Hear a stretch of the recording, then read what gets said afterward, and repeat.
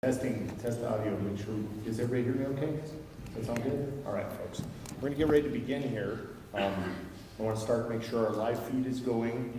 So my friend Don is going, and I wanna start with a couple really important introductions here. To my right are seated our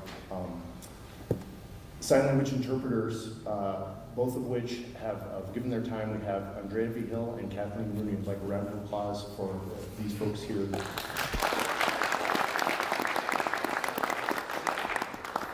Kathleen and Andrea, it's important for us to be able to include everybody. So keeping in mind when we're discussing tonight, particularly when we're fielding questions from the audience and for our panel members, that these ladies are going to be translating American Sign Language, everything that is being said here. So if they ask for us to slow down or if they ask for a little help, let's be cognizant of that, and I'll try and remind folks if we need either to slow the pace a little bit or maybe even to repeat something. So thank you for that. Good evening, Farmington. My name is Benjamin Baker, and I have the pleasure of working for our Governor, Michelle Lujan Grisham. I am a lifetime New Mexico resident and a career law enforcement officer, and it's an honor to be back in this community. I was reflecting with some of the panel members. We were here back in May doing Cabinet in Your Community at the local school district, and then we visited Shiprock. It is really nice to be in your city center. I want to thank the chief, the city, and the mayor particularly for their use of this venue. It is glorious. Thank you very much to the community for arriving to participate in this discussion. As you may have seen, we have done a ton of traveling in the last 30 days or so. I'm going to give you a couple of the places that we've been because I think it's important to what we're going to be talking about here. As New Mexico is a very big state, but everybody has unique challenges as it relates to public safety, and that is the topic that we are going to cover tonight. We're grateful to do it with you today. So we have been starting in Clovis, Las Cruces, Santa Fe, Albuquerque, Espanola, Portales, Las Cruces, and most recently, yesterday, Gallup, last Wednesday, Carlsbad. Every single one of these town hall settings or community meetings surrounding public safety has garnered significant insight into what is being experienced in the communities to which many of you serve and all of you live in. So we're really grateful for that opportunity to come learn what is happening here in Farmington and in San Juan County, to experience what we can learn from each other, where the leaders that are seated up here on this panel can intersect with the state of New Mexico to create and leverage better, not only relationships, but systems to deliver increased public safety to the citizens of not only San Juan County and the city of Farmington, but New Mexico. This is truly one of those circumstances where we find ourselves at a place where your goals in this audience are exactly the same as the people who serve you in the government schools. We want to see increased safety in our state. So we're going to start by introducing this panel so you know who's up here, then I'm going to do some introductions to some folks who are joining us here today in the audience. The introductions from the panelists will be brief, as most of you know them. There are a couple folks that represent the state that you won't know. And we'll go ahead and do that, and then we'll move to the introductions of some of our guests here today. And then we're going to talk a little bit about the format, and then we're going to get straight to your comments and questions so that we can cut to the heart of the matter, okay? Starting with my left here, we'll go with Secretary Rowe. Thank you, Ben. Good evening, everyone. My name is Jason Bowie. I'm the Cabinet Secretary for the Department of Public Safety. We'll be brief in our remarks because we want to make sure we leave time for all of you and to listen to your questions. At the end of the day, what we're hoping to understand from the Department of Public Safety is how we can better serve your community. It's been kind of the message of wherever we've traveled. It's easy not to sit in your office and assume you're on the right track until you hear from communities what is needed. We can set our goals and our efforts towards the needs that each community has individually. So we're looking forward to that discussion. I want to thank all the panelists for being on here as well. I'm very gracious to accept this invitation.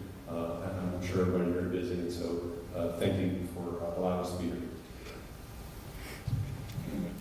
Good evening. Thank you, everyone, for being here. Troy Wiesler, I'm the Chief of the New Mexico State Police.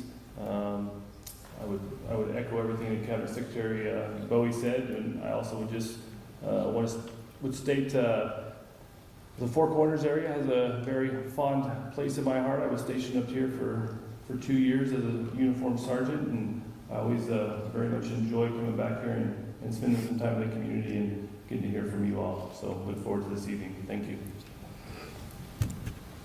And I'm Chief Steve Hebby, and I don't believe my mic is working great. There it is.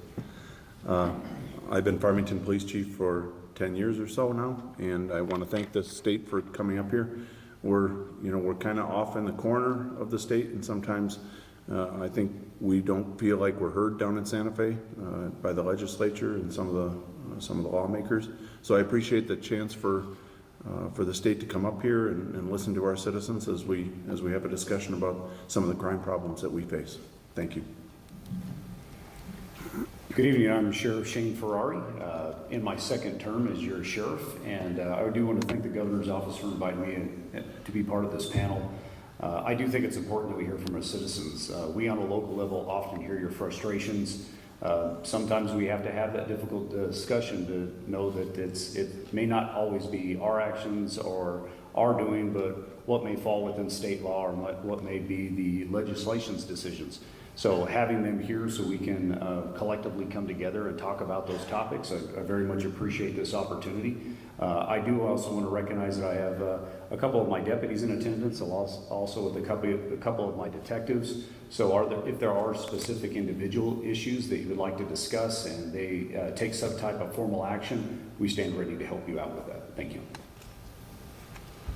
Good evening, Good evening, everyone. Farmington Mayor Nate Duckett. I've been serving here as elected official since 2014, the last 6 as the mayor of this exciting and up-and-coming community here in Northwest New Mexico. We're proud to host this event here tonight at the Farmington Civic Center. We look forward to robust conversation and proud to see our law enforcement officers, deputies, detectives, all here representing their different organizations, and know that they're here tonight to provide answers and help where they can help. So that's what we're here to do. We appreciate you all being here this evening. Thank you. Good evening and welcome. My name is Rick Tedrow. I'm the district attorney for San Juan County. I'm in my 16th year in that position, 16th and final year in it. It's been an honor to serve as the district attorney here, and I'm hoping that my last couple more months, you guys will still be around and there for me, and especially the community. This has been a wonderful community. It's been an honor to serve it, and I want to continue to serve it. So I'm here also if there's any questions or concerns that come up. Just please keep in mind that if it's an active case, a lot of times there's not much discussion once it's in the court, on the court side, that we can really talk about, but then also always answer general questions. So thank you for being here, and I appreciate the opportunity to be here. Thanks. Good evening. My name is Pat Allen. I'm the Secretary of the State Department of Health. Glad to be here, have the opportunity to listen, particularly looking forward to talking about issues or sharing information related to mental health and addiction services and treatment issues and those kinds of things, and look forward to the conversation. Thank you. Thank you, panel. What occurred to me as the panel was introducing themselves, having toured many other cities within our state in the last several weeks, not only the depth, but the robustness of the relationships that exist between the state, county, electeds, law enforcement, public service folks that work up here. I mean, listening to your district attorney talk about 16 years of tenure in service, listening to Chief Hebe talk about 10 years of being the chief, and then the ongoing and lengthy relationships that I've had with the other elected officials, including the sheriff and the mayor. Really grateful for the coordinated effort that always exists up here in the Four Corners, particularly in Farmington and San Juan County. I think was illustrated, and I won't get into too many details, as recently as yesterday in law enforcement efforts where extreme violence is perpetrated in this community, and law enforcement leans in, and the community leans in, and good results are achieved. And so really grateful for this panel and their expertise. I'd be remiss if I didn't thank the Municipal League for their donation for our refreshments. So thank you to the Municipal League, and obviously Mayor, very grateful for the opportunity to use this venue. It's great. And last but not least, on the thank you side, the incredible staff of the Department of Public Safety, the folks that put together all of the things required to get our message out to every member of the community, both through the live stream and through interpretation. The logistics associated with setting these things up was done by members of the Department of Public Safety staff. Thank you very much for your hard work. It's an excellent job.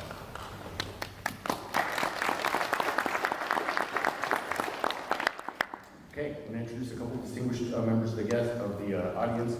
If I get anybody's name wrong, I'm going to apologize in advance. If I haven't mentioned before, feel free to punish me appropriately for mispronouncing your name. So I'm very sorry. Starting with city councilors, we have seated in the front row here, Herman Buck, Janine Bingham Kelly, and Janice Giacchino. I'm sure I got that wrong.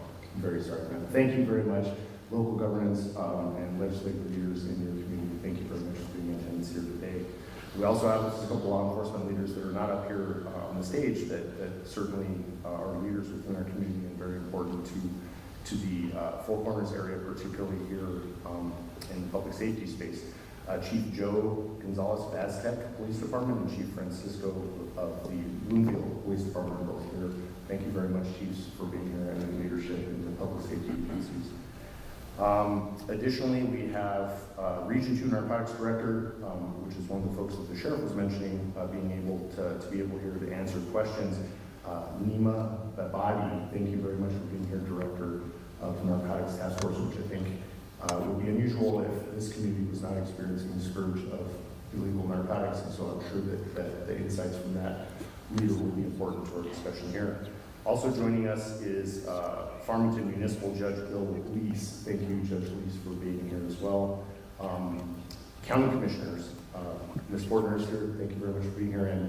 And I will say it because I'm not a politician. Our next district attorney, the 11th District, Mr. Fortner.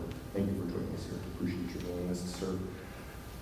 Last but certainly not least, we have obviously the community members who this not only messaging but communication is for. Thank you for being here. Any members of our United States Armed Services, either serving or veterans, we are grateful for your service and independence here today. Thank you very much. And again, the most important piece of this is hearing the voices of the community. So we're going to talk a little bit about the format so that we can get to the business of answering questions and hearing comments from this community, because I think that's important. Everybody is welcome to speak. Obviously, the focal point of this town hall is public safety. However, several intersections exist. We have the Secretary of Health here for the purposes of understanding that there is an intersection between health. There are intersections that exist with housing. There are intersections that exist with our judicial system. And so trying to empanel folks that will be able to help get us on the right track to stimulate the conversation. But please raise concerns that you have relative to public safety, as they're all important. The ideas generated within these town halls have been significant and have opened certainly my eyes to not only the diversity of the community, but the diversity of the community's needs. And it was mentioned earlier that a lot of these things come down to perceptions of legislative instances. And when you think about that, how important that is state laws will impact every single community with symmetry. So the law in Carlsbad will be the law in Farmington. The law in Tatum will be the law in Raton. Your community's needs need to be heard, because if they are not, then they will not be properly contemplated. And so a person who is at the front of that line pitching ideas to our legislative body on what we can do to help mitigate, reduce, ameliorate our criminal experiences that we're having. There is no such thing as too much input or too much data, so we're really grateful. So please don't hold back with your comments or questions, and most importantly, your ideas towards solutions. The great thing about the town halls that have preceded this one is that folks got immediately past the notion of whatever has held us back in the past and are working towards solutions. And that's something that I'm really grateful for the opportunity to do tonight. So in terms of the format, we have a couple lovely DPS employees that are standing at the back near these microphones. We will turn this program over to you. When you have something to say, please raise your hand. One of the employees will come up to you and bring you the mic so that everybody can hear you. And most importantly, the folks that can hear you online, be mindful again when you're speaking for our interpreters. And then we will figure out who's the best or who's the combination of the best folks to be able to answer your questions. Also leaning on the subject matter experts that are here from the New Mexico State Police and from all other public safety law enforcement agencies, including Farmington, San Juan County, Bloomfield, and Aztec. We also have members of our cabinet and our executive staff here representing fields like the Department of Corrections. So again, multiple intersections. So please feel free to ask whatever's on your mind, and then we'll do the best to answer. We have a hard stop time where the building has to close and the lights have to go off. But that comes well after our scheduled stop sign, so don't worry about any of those things, and please feel free to take your time and explain what your situation is. With all that said, who will be the first among us to raise the first question? Don't everybody hurry at once.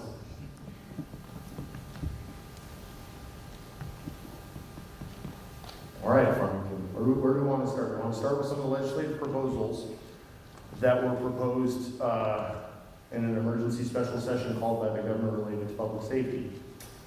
That, as you know, was not heard. None of those bills were debated, and thusly none of those bills became law.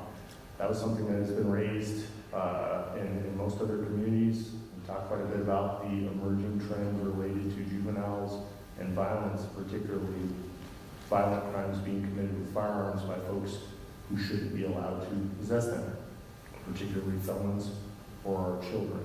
Those topics are things that are regularly discussed, and I know this community values the safety of its student body and its children specifically. So that might be a place, if anybody's interested in raising something related to that, if you're experiencing that here.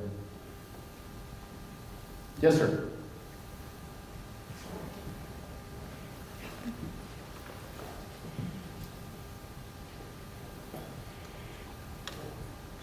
I know once somebody goes first, somebody else is willing to go second, so on first. But I don't think any of you can answer this. Based on what you just said, we're not teaching our young people how to handle conflict. And conflict leads to crimes of various natures. So I just wanted to make that comment. Could we somehow, and maybe people are, maybe there are already ways and means of teaching conflict management to our students, or adults for that matter as well, maybe too late for them. But are there efforts underway in that area? Sir, can I get your name just so I can respond to your first name? Fine.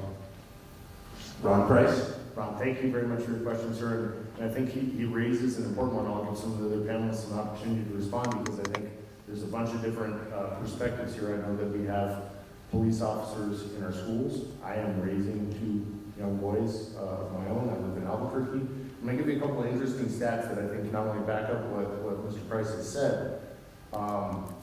You happen to have one here. You have a juvenile detention center in this community and have had one. They are becoming further and fewer between within the state of New Mexico. And the reason why I mention that is because in addition to not managing how to handle conflict and how it escalates, there also seems to be an absence of immediacy of accountability for our young folks that I'm experiencing with regularity. And I'm going to let you know a couple of things that are important to understand from a global perspective. And one of them is that of the 50 people incarcerated in the youth detention center in Bernalillo County, so your equivalent of your detention center here, 60% of them are incarcerated for first-degree murder committed with a firearm. And that is a sobering statistic and is troubling to say the least. A year ago, last month, I experienced a shooting incident in my son's football practice perpetrated by a 13-year-old an arm's length away from my 12-year-old son. I've been a police officer for 28 years, and when something surprises me, it's significant. That surprised me. What I noticed, and I will tell you just candidly, because I think it's important in these discussions that we're forthright, an absence of willingness to do anything but shoot in that shooting incident that I witnessed. And what I mean by that is there was no physical altercation, there was no verbal altercation, there was a negotiated time and place, it appeared, used by a digital device because of how far away they approached each other from, and immediately went to shoot. And so I'm experiencing visually and by proxy the exact things you're talking about is there were none of the other normative processes that go into conflict and more particularly to the question, its resolution.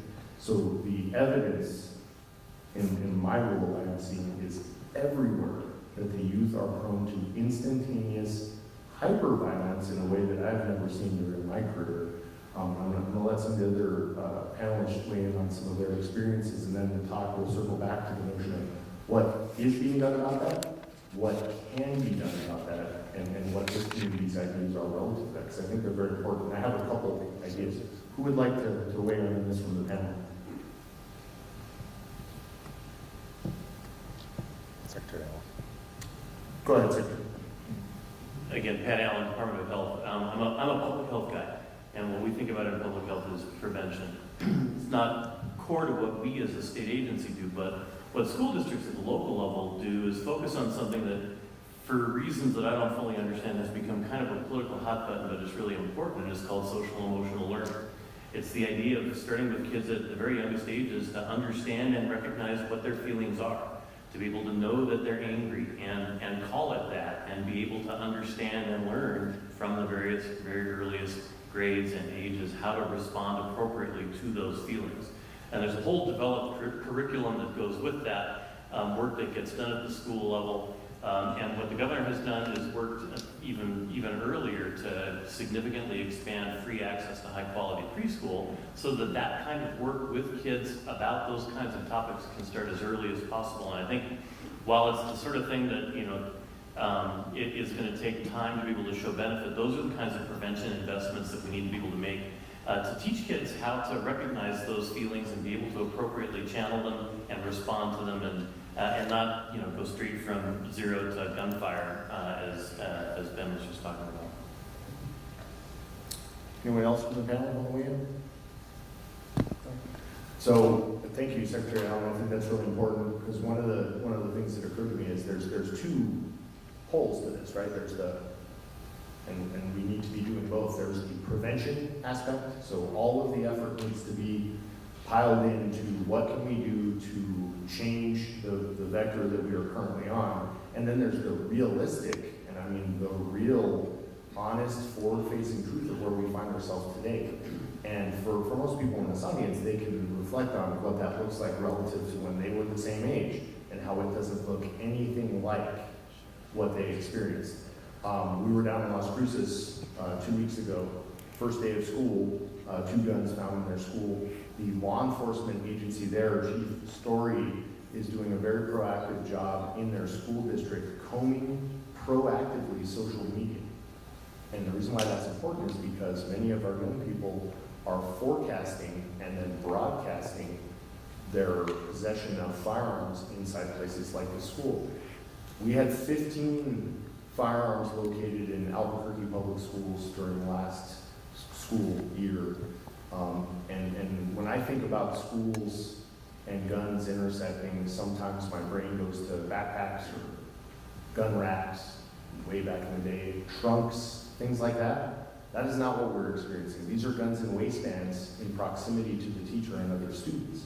And I say that, again, not to do anything other than be honest and sobering with the truth of what we're facing, is that there is a cultural change that has undertaken from the time I was a child and when you were a child to what we are experiencing now, and it is impacting every one of our communities. Artesia, New Mexico, a 14-year-old shot and killed a person in that community. We are having to contemplate on the state level laws, and I can't even imagine what DA Tendro has to deal with in his world. What do you do when the criminal offender is not contemplated under the construct of the law because of their extreme young age, right, on the accountability side? And again, to the Secretary's point, I think we've missed the mark when a person gets to that place. And it's really troubling to think that we have such a high frequency of folks who are going to spend perhaps the rest of their life incarcerated for decisions that were made when they were young people, which is why I suggest and why I hope that we could get support not only from this community, but from all New Mexicans, to do whatever is necessary to invest in preventative measures to keep kids from getting to that place. And so I'm very interested if anybody from the community has any input on what they think would be helpful. I think all the investment strategies, all the removing of barriers related to being impoverished, not having enough to eat, not having places to live, all of these things intersect and factor in. But any other ideas are certainly are welcome, and I'd be interested to hear what you're experiencing here in Farmington, because I think that's important as we live as to what's happening in some of our larger cities. Thank you for the question, sir. Appreciate it. Does anybody want to weigh in on that, or obviously any other questions or comments for him? Yes. So. They'll bring it in too. Okay, If you could start with your name, ma'am, sweetie. I will. Thank you. All right. My name is Deborah Moyu. I'm an educator here in Farmington at Cage Vista High School. I'm also a journalist, so I'm going to say that, and I am taking notes for the Tri-City Record newspaper. But as far as schools and youth in our schools, There is social emotional learning in the elementary school. It gets more difficult when you get into the higher grades, and I think that one of the things that we really need in our state is more access to good mental health services for our youth. And it's not there. I mean, if a child in this community commits some type of crime of violence, maybe not, or maybe just loses it in a classroom and attacks a teacher or something, and and they take them to the hospital because they're having a mental episode, they get shipped down to Las Cruces, Joniana County, Lucia Valley, and then they come back, and sometimes they're better, sometimes they're not. UNM Health Service has some youth behavioral health services there where kids can go for inpatient treatment, but we have nothing like that here. And that is something that we really, really need here. And I'm saying that as a teacher, not as a reporter. Thank you, Deborah. I appreciate the comment, the information. I'll let Secretary Allen take a couple stabs at available services, because one of the things that's important and will be part of our discussion here, and you raised some really good points, is how early must the intervention start, right, to be effective? Because that's important too when we're talking about evidence that exists that we've missed the mark for a 13-year-old, for example, which I sadly was able to witness with my own 2 eyes. Begs the question of, well, when must we start, and what should that look like then? Again, I think it's all of the things, not just a thing. Then, what happens when we do have an incident? Let's say a precursor incident, let's say a predicate incident, let's say an incident that's not nearly as extreme as the examples that I gave. What are we doing to then intervene at that point? If we have marginally missed the mark, let's say, or if there's a person that's needing additional services. And I think that's a really important capacity discussion. It's a really important discussion for the community to be under awareness, because I will tell you, some of the men and women in this room are the folks who get called when that is experienced. And that's why this is so appropriate for a public safety discussion, is children in New Mexico, because of the way our law is written, don't commit crimes. They commit delinquent acts, with very few exceptions. And I'll let the esteemed district attorney correct me if any of my legal piece is wrong, but the bottom line is most of the things, including what you described, are not crimes, they're delinquent acts, and what the goal is rehabilitation, correction.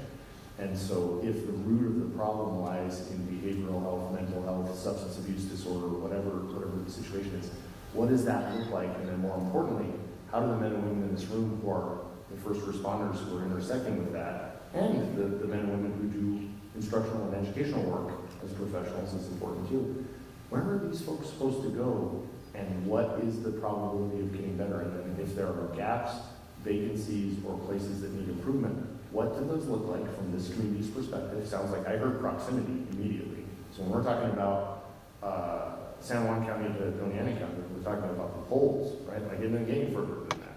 So I think that's one place to start. But let's hear what Secretary Allen has to say about what the state's capacity is relative to that, and what role the local community looks like relative to subcontract services supported by the state looks like, kind of statewide, and then we'll see where that takes us. Secretary? Yeah, thanks. 4 things about that. First, just to come back again, as you did as well, to social emotional learning, is that, making an investment at that early stage to begin building habits and if you will, muscle memory for kids is really important and pays benefits later.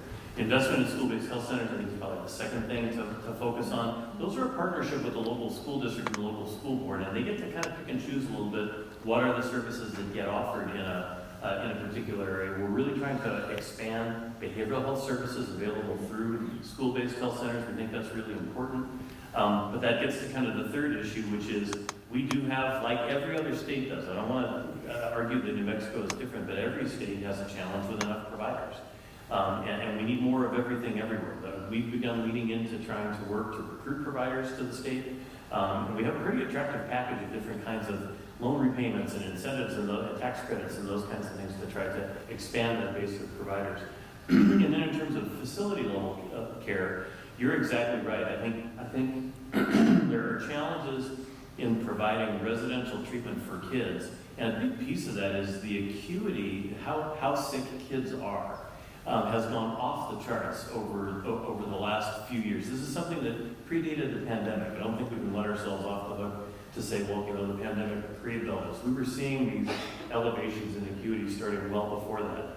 I don't think we have a good, excuse me, a good understanding on why that is, but it's really driving challenges in the provider systems, because you've got providers out there that are able to provide services, but I'm going to be categorical, which I usually try not to be, and say nobody is really scaled to deal with the level of challenge that we see now, which is why you're seeing people go off to Mesilla Valley, great facility, but you mentioned sometimes they come back better, sometimes they don't. And I think that's part of the challenge. So I do think we have a lot of work to do across state agencies and at the community level to try to figure out what are those resources that we need to create. The governor and the legislature have created a fund to invest in expanding healthcare facility capacity across the state. I hope we'll see more money go into that fund in this next legislative session, and we can begin to start getting even more creative with the kinds of expansions that we see to be able to do that sort of work. Thank you, Secretary. Anybody on the panel want to add to what the Secretary said relative to their experiences? No. Deborah, thank you very much for not only the question, but what it does is stimulate the action item, which is, okay, well, what can be done? And what I hear, and what I think I'm hearing correctly, is that there is a need. There are escalators, in this case proximity, among other things, but there are also capacity issues. So what is needed is support from this community in New Mexico relative to efforts to expand and fund those programs.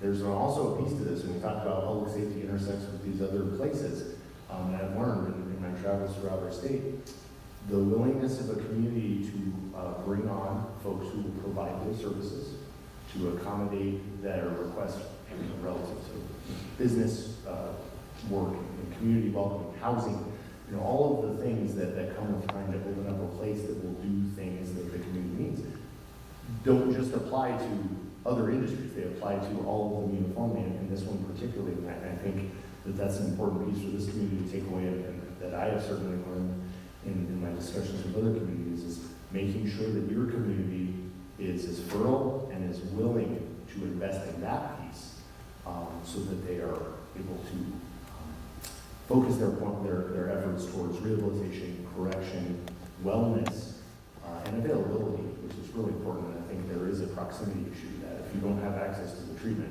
the likelihood of getting it decreases. And that's a really important metric to understand, so that the stakes of that are pretty high, because the alternative is sheriff, the chief, the men and women of law enforcement, and the men and women of corrections in this room. They do have the infrastructure, do have the facilities, do have the things.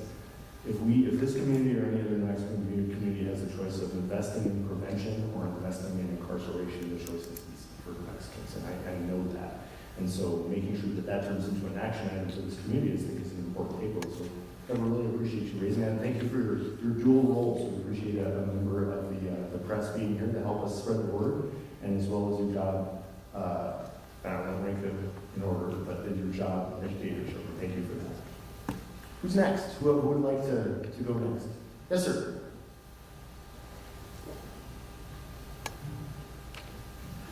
My name is John Ortiz. I've been in the school system for over 30 years, and I think that's a wrong both agree that with the broken window theory, you address smaller things, that bigger infractions don't happen. I'm just wondering if this has been applied at any level.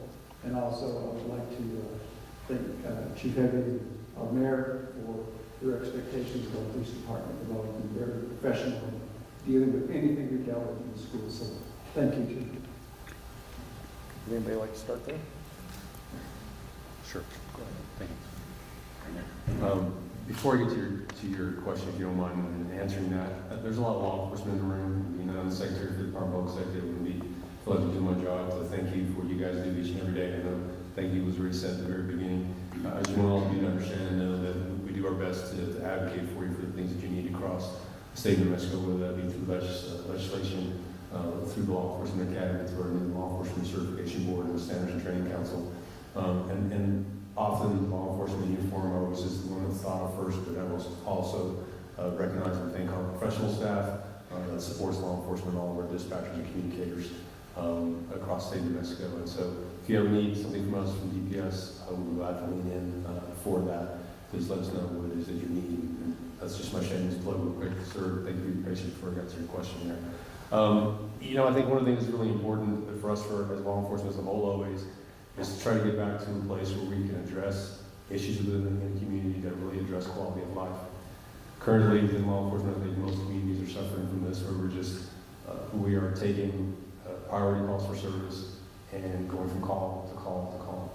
And law enforcement officers don't really have the opportunity as much as they used to be able to really kind of dig in and address the quality of life issues. What's the importance of that particular neighborhood? What's the importance of that particular youth that we come into contact with?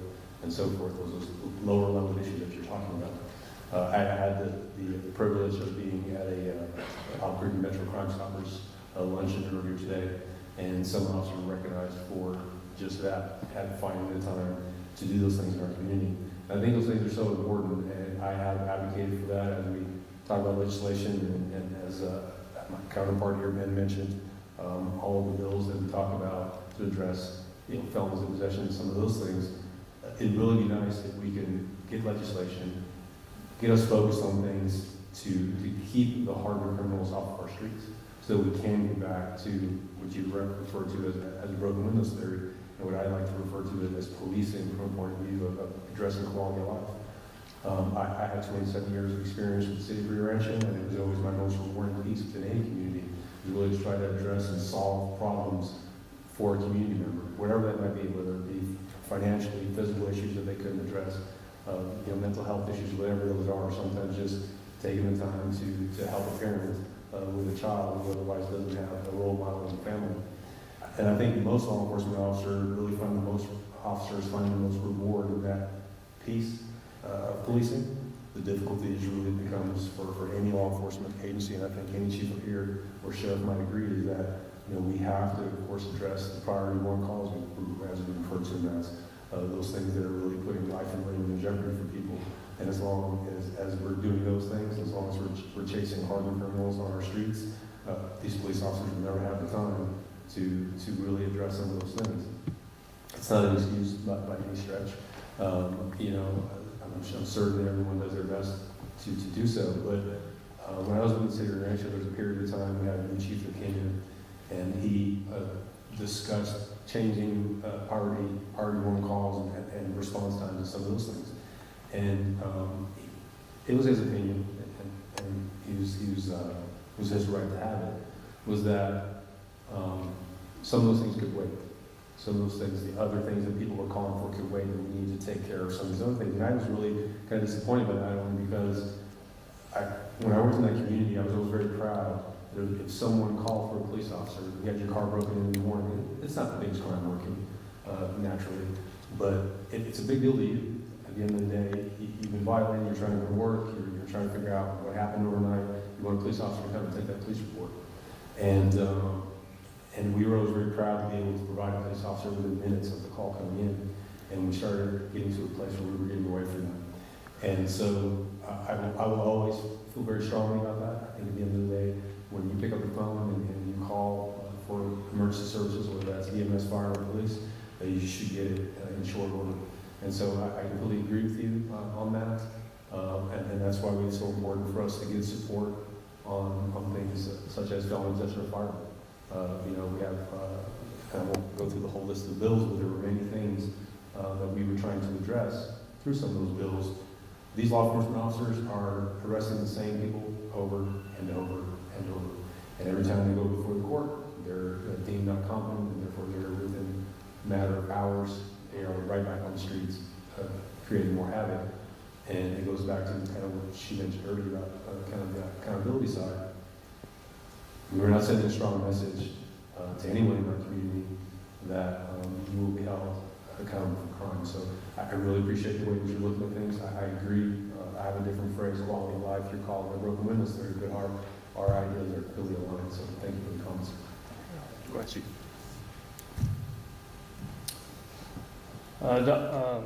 Don, correct? Yes. So thank you for the comment. I'll say a couple of things about broken windows. So I think that law enforcement, much like society, right? We have a pendulum. kind of swings back and forth from time to time. We've seen a lot of that the last few years. So when I started law enforcement, broken windows was very was what was taught, was what was the way of doing business kind of at the time.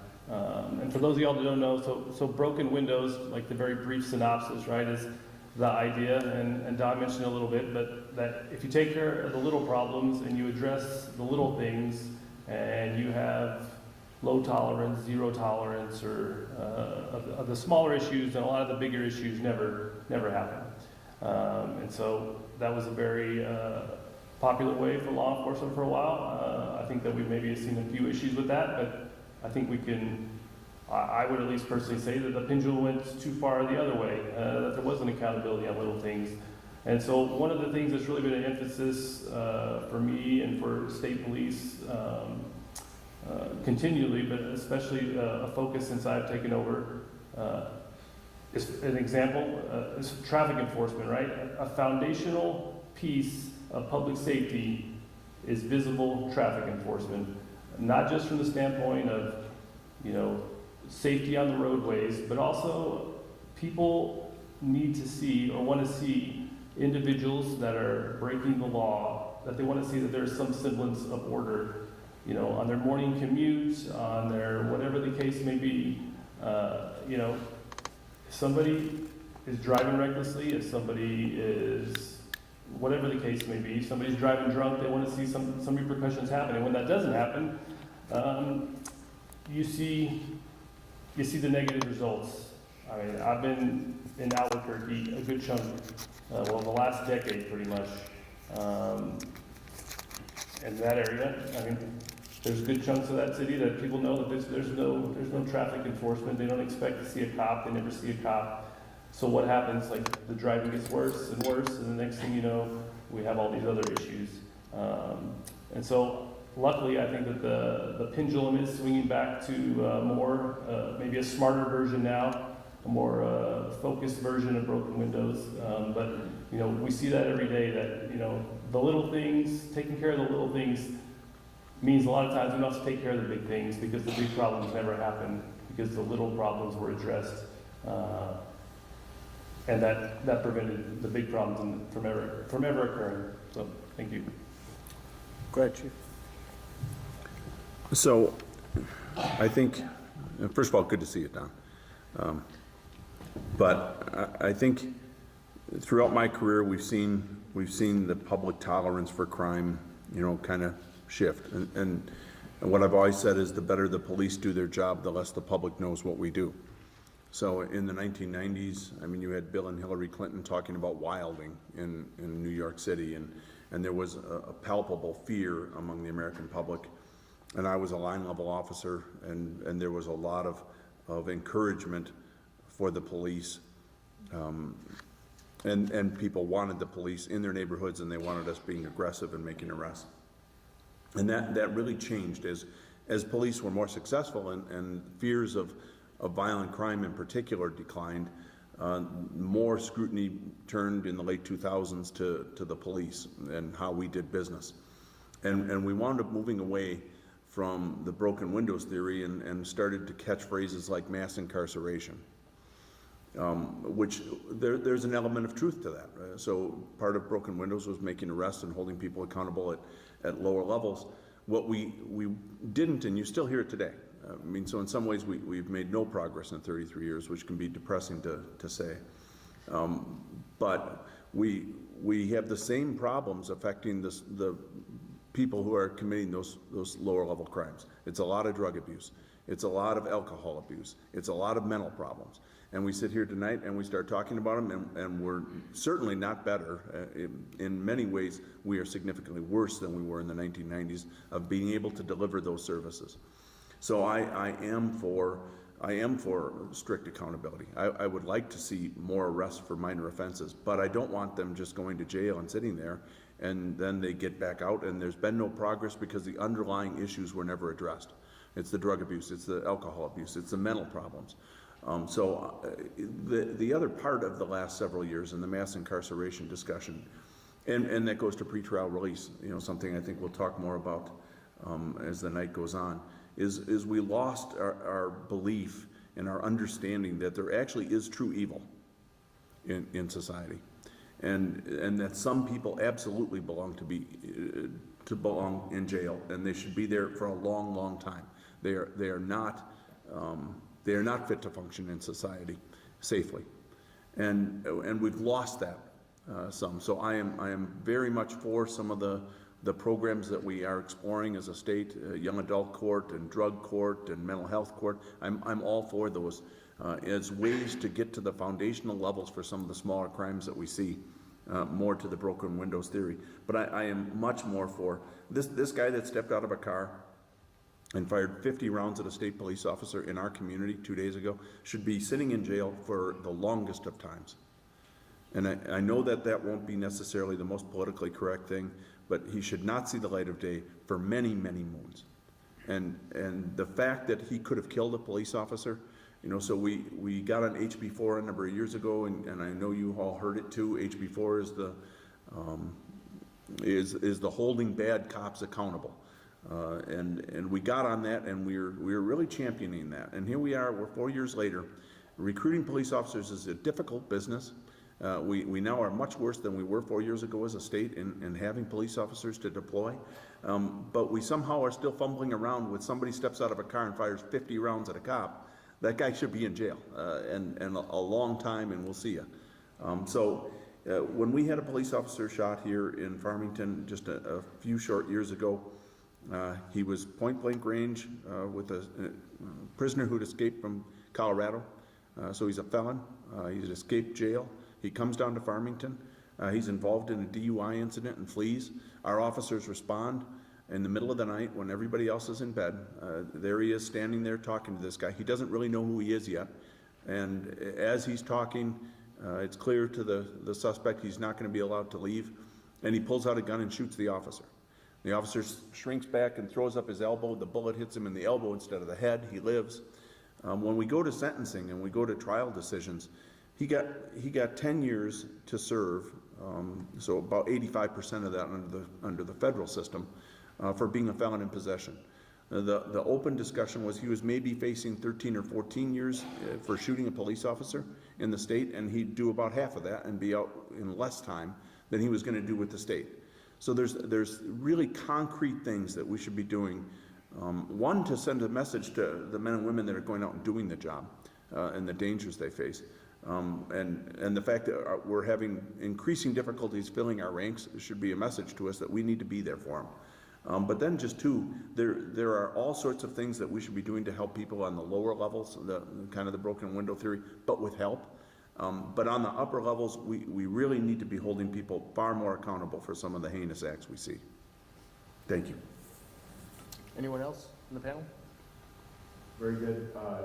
Thank you, Don, for the comment, the question. A couple of things that are important I researched while we were listening to our panel of chiefs and secretary, all of which I agree with and I think are wise, not only experiences, but also words. So recruitment and retention, very difficult in this profession, right? So the state of New Mexico and your legislature funded millions of dollars which we distribute to every law enforcement agency seated in this room and all of these leaders up on the stage and seated out here in the audience. The law enforcement folks are doing what they can do. And I had a debate recently with a legislator who, many of which were unwilling to hear the governor's solutions to many of the issues just raised here in the special session. And it was implied that folks don't want to get law enforcement because of the specter of corruption related to excessive use of force. And I not only respectfully, but I adamantly disagree. There are bad professionals in every profession, and they're dealt with in a manner that's appropriate for their things. Every law enforcement officer in this room doesn't do it for the money. They do it because something called to them on the left side of their body. The people that are struggling in the ranks that we are struggling to fill today are because the bullet dodging has increased by a factor of 10 from the time I started doing this on the good guys side. And the accountability for the bad guys has gone down significantly. Your governor pushed very hard to force our legislature into that debate. They were unwilling to have it. And I say that because that's true. Not one bill was heard on one committee, not one argument. Not everyone in this room is going to agree on every topic, not everyone in that roundhouse is going to agree. But to agree that this needs no attention, to me is ludicrous. And it really flies in the face of some of the efforts that are being made. So why are we having to pour hundreds of millions of dollars into these things to try and help our communities via the state and the legislature to recruit and retain the best police officers? To the chief's point, what is the root cause? And I think the root cause is extreme violence. And I agree with the secretary's comment related to if we continue to treat particularly violent felons who choose to arm themselves, it alienates divisions within the law-abiding community related to topics like firearms, which is not the topic of discussion. The topic of discussion is the firearms in the hands of a felon. And on that, most folks agree. That's a problem.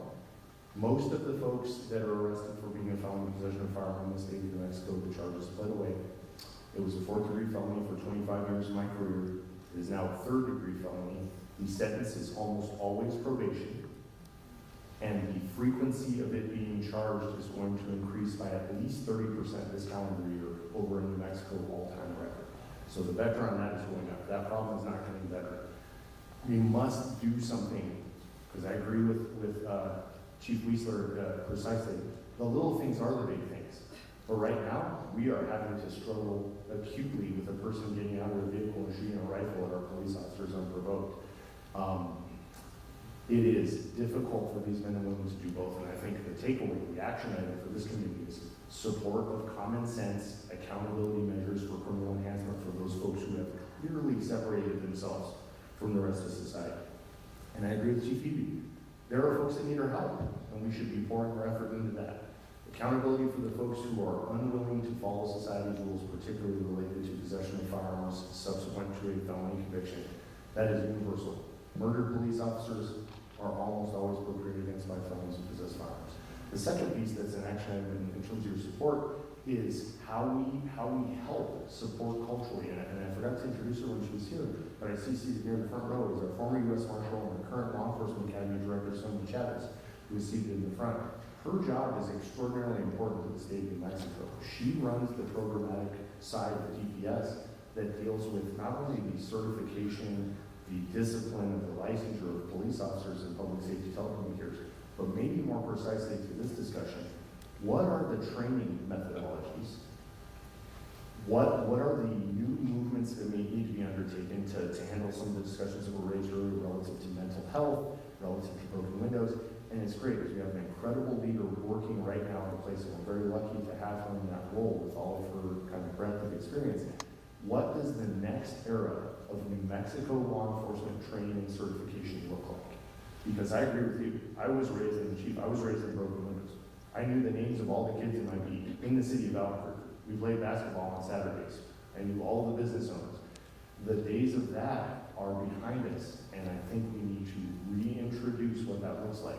But in order to do that, we must have the personnel to be able to achieve the things that were discussed. So I think we heard from our experts up here that they agree with you. I can certainly say from a personal perspective, I agree with you. In a place where this community and New Mexicans can be actionable in what the steps they take is supporting common sense legislation that will hold to account extraordinarily violent offenders, supporting economically funding programs that will help us recruit and retain the best police officers in New Mexico, and then supporting our New Mexico Law Enforcement Academy as it undertakes what should a contemporary New Mexico police training module look like, and what should the accountability guardrails look like to satisfy both ends for this community. Thank you very much for listening. I appreciate you. Ben, can I weigh in quick? Yes, please do. So, I actually am glad I didn't hear the comment made by the legislator, but that's some of the mentality that is in Santa Fe right now, and I mean that's not just a laughable and an insulting comment. It's actually just a disgraceful comment for one of our elected leaders to be talking about the reason that I can't hire police officers is because of the culture of corruption surrounding use of force. It's just disgraceful and unbelievably ignorant. It is flat not true. And for people to be in the roundhouse trying to divine how they're going to help keep our citizens safe with that kind of ignorance is really difficult to tolerate. So the solution that they came up with is, we badmouth the police in the worst way we've ever done as a nation into, now we can't get cops. And so the solution now is we'll just throw a bunch of money at it, and that'll fix everything. And it doesn't fix everything, because people weren't doing the job in the first place for the money. Now, yeah, it's good, and I want my officers to have a good living, but that was not the core reason, and frankly, I don't want them to have that as the core reason. You do policing for public service. You do policing to protect your country, to protect your community. But they don't understand that. And so then they get into a comment like that. Well, they don't understand the foundational reasons you become a cop, so how could they possibly come up with a reason or a way to fix it? And they go to something that idiotic. That's actually just a disgraceful comment. So I'm proud of you, Mr. Baker. You weren't arrested for any sort of scene that you caused when you heard that comment. I can't say that I would have been as happy to have heard that comment, and I know I'm not tonight. I will tell you, we are way short in our officer numbers across the state. That is a relatively new phenomenon. We were not in that kind of shape in 2019. And then with the protests and some of the legislation you saw and the need to hold officers accountable in HB4 and some of the other legislation, we drove ourselves right into the point where people don't really want to do the job, and we're mystified as to why. And it's really not that big a mystery. It is a demanding profession. We hold officers accountable significantly. Everything they do is reviewed. My officers, every use of force they have is reviewed. They have body camera footage on them at all times. So we really scrutinize the heck out of our officers. We also need to support them. So that goes back to if that legislator would like to know one thing they could do that would actually make a difference, let's pass a law that holds that guy in jail for 25 years for shooting 50 rounds at a cop on the streets of Farmington.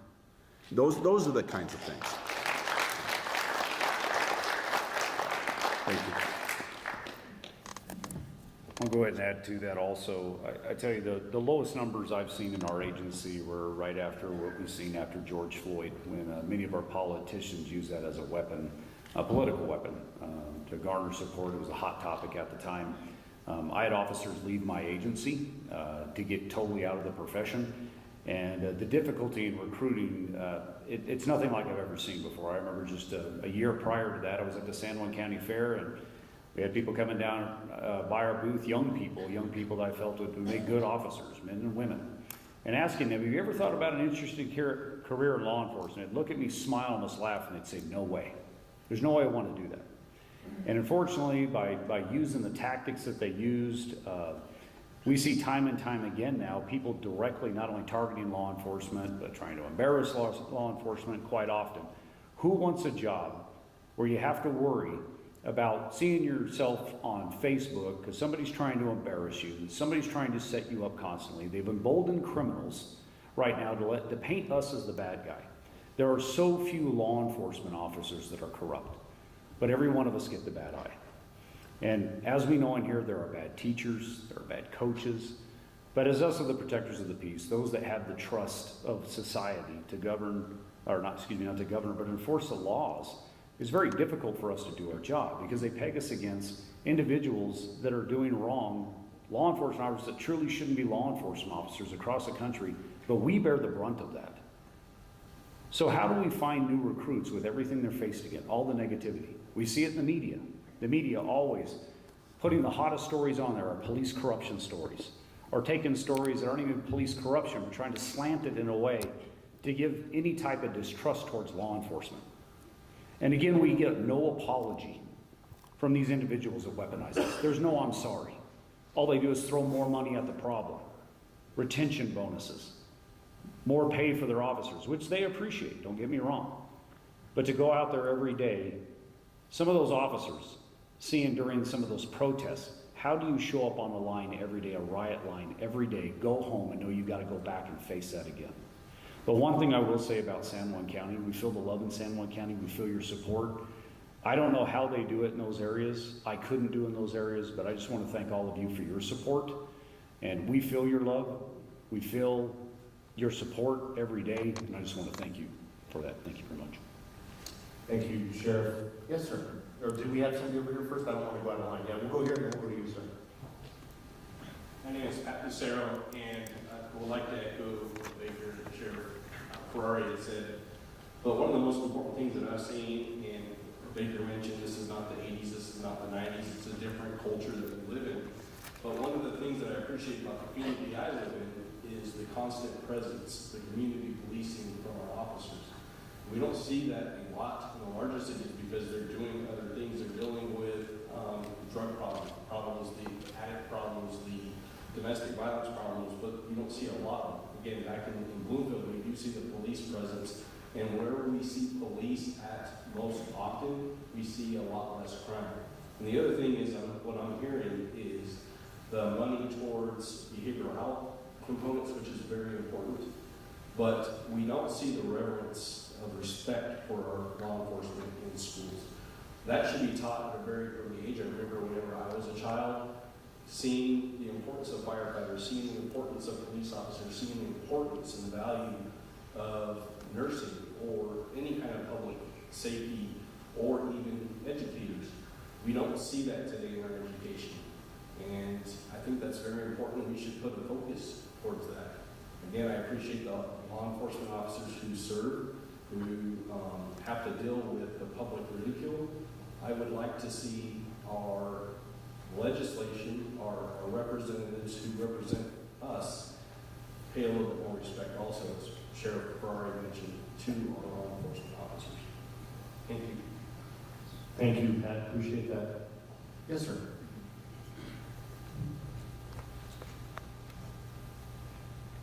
Yeah, I was kind of curious to understand what thought process went through in the governor's office when they got rid of qualified immunity, and what that did to the police ranks.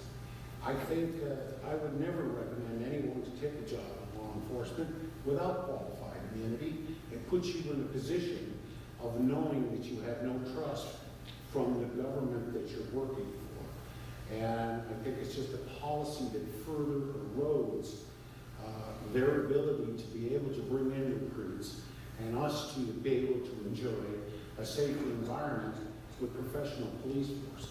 They're having to take who comes through the door to a certain extent.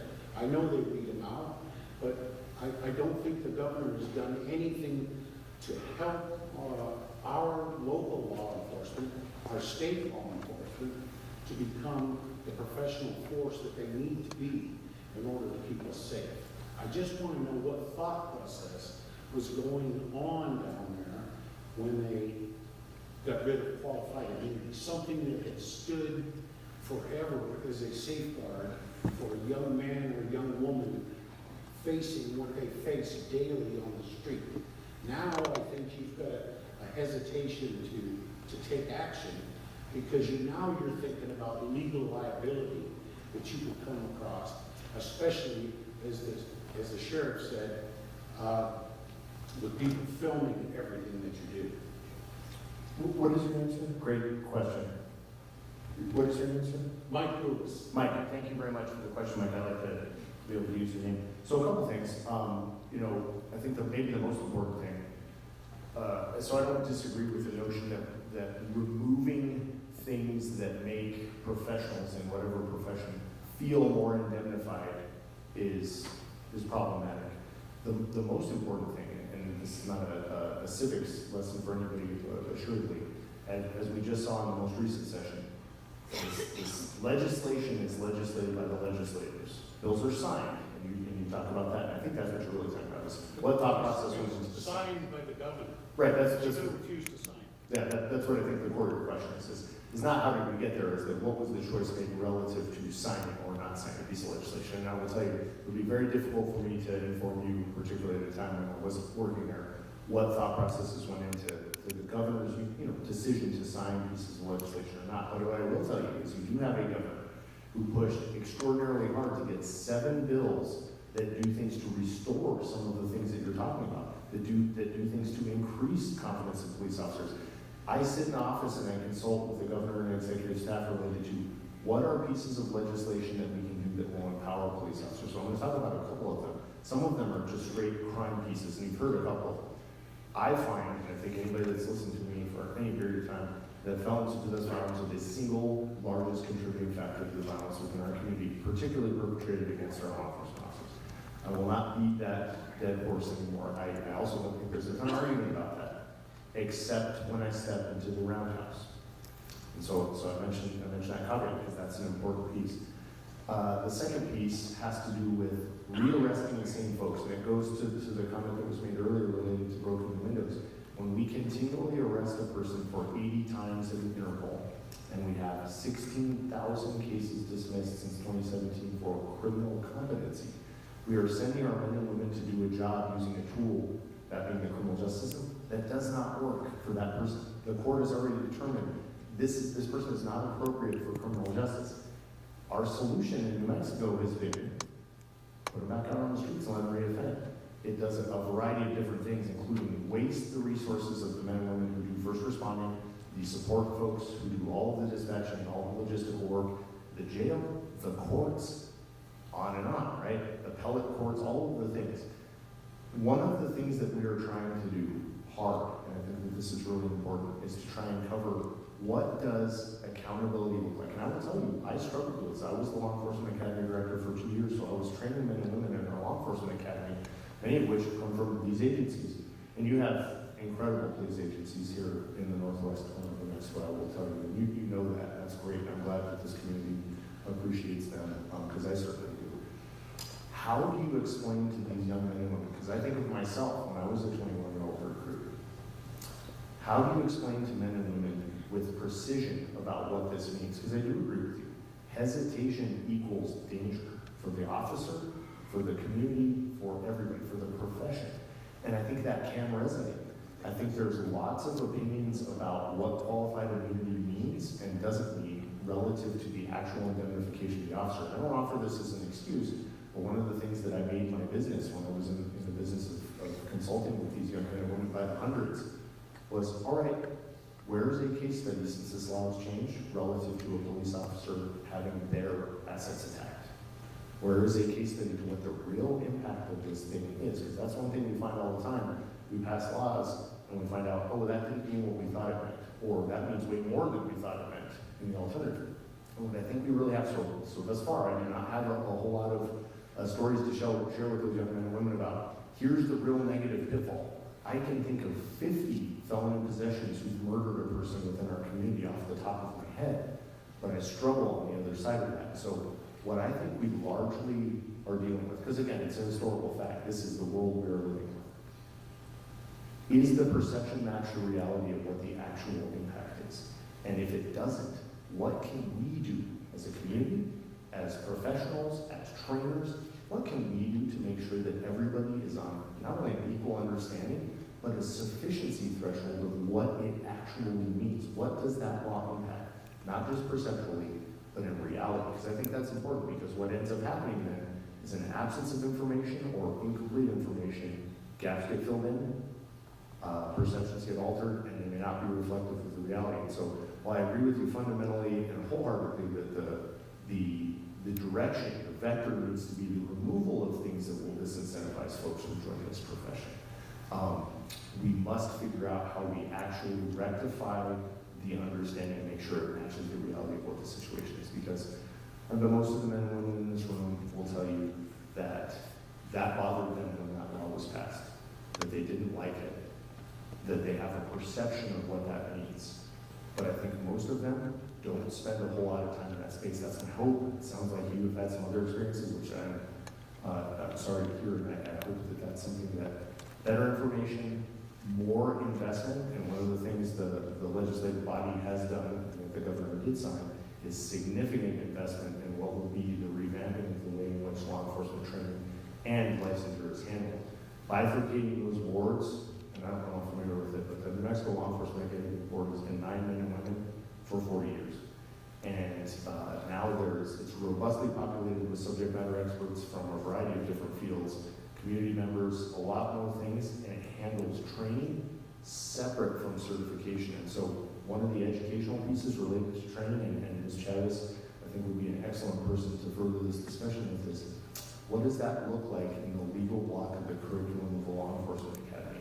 Pushed down by the state, administered by agencies here in San Juan County, for example, that make sure that the perception of our troops matches the reality. Because I will tell you, they're the best recruiters for our folks. So if they misunderstand, if the practitioners misunderstand what the real impact is, it will be no surprise that that will have a negative and detrimental impact on our ability to recruit. So I think it's an excellent point.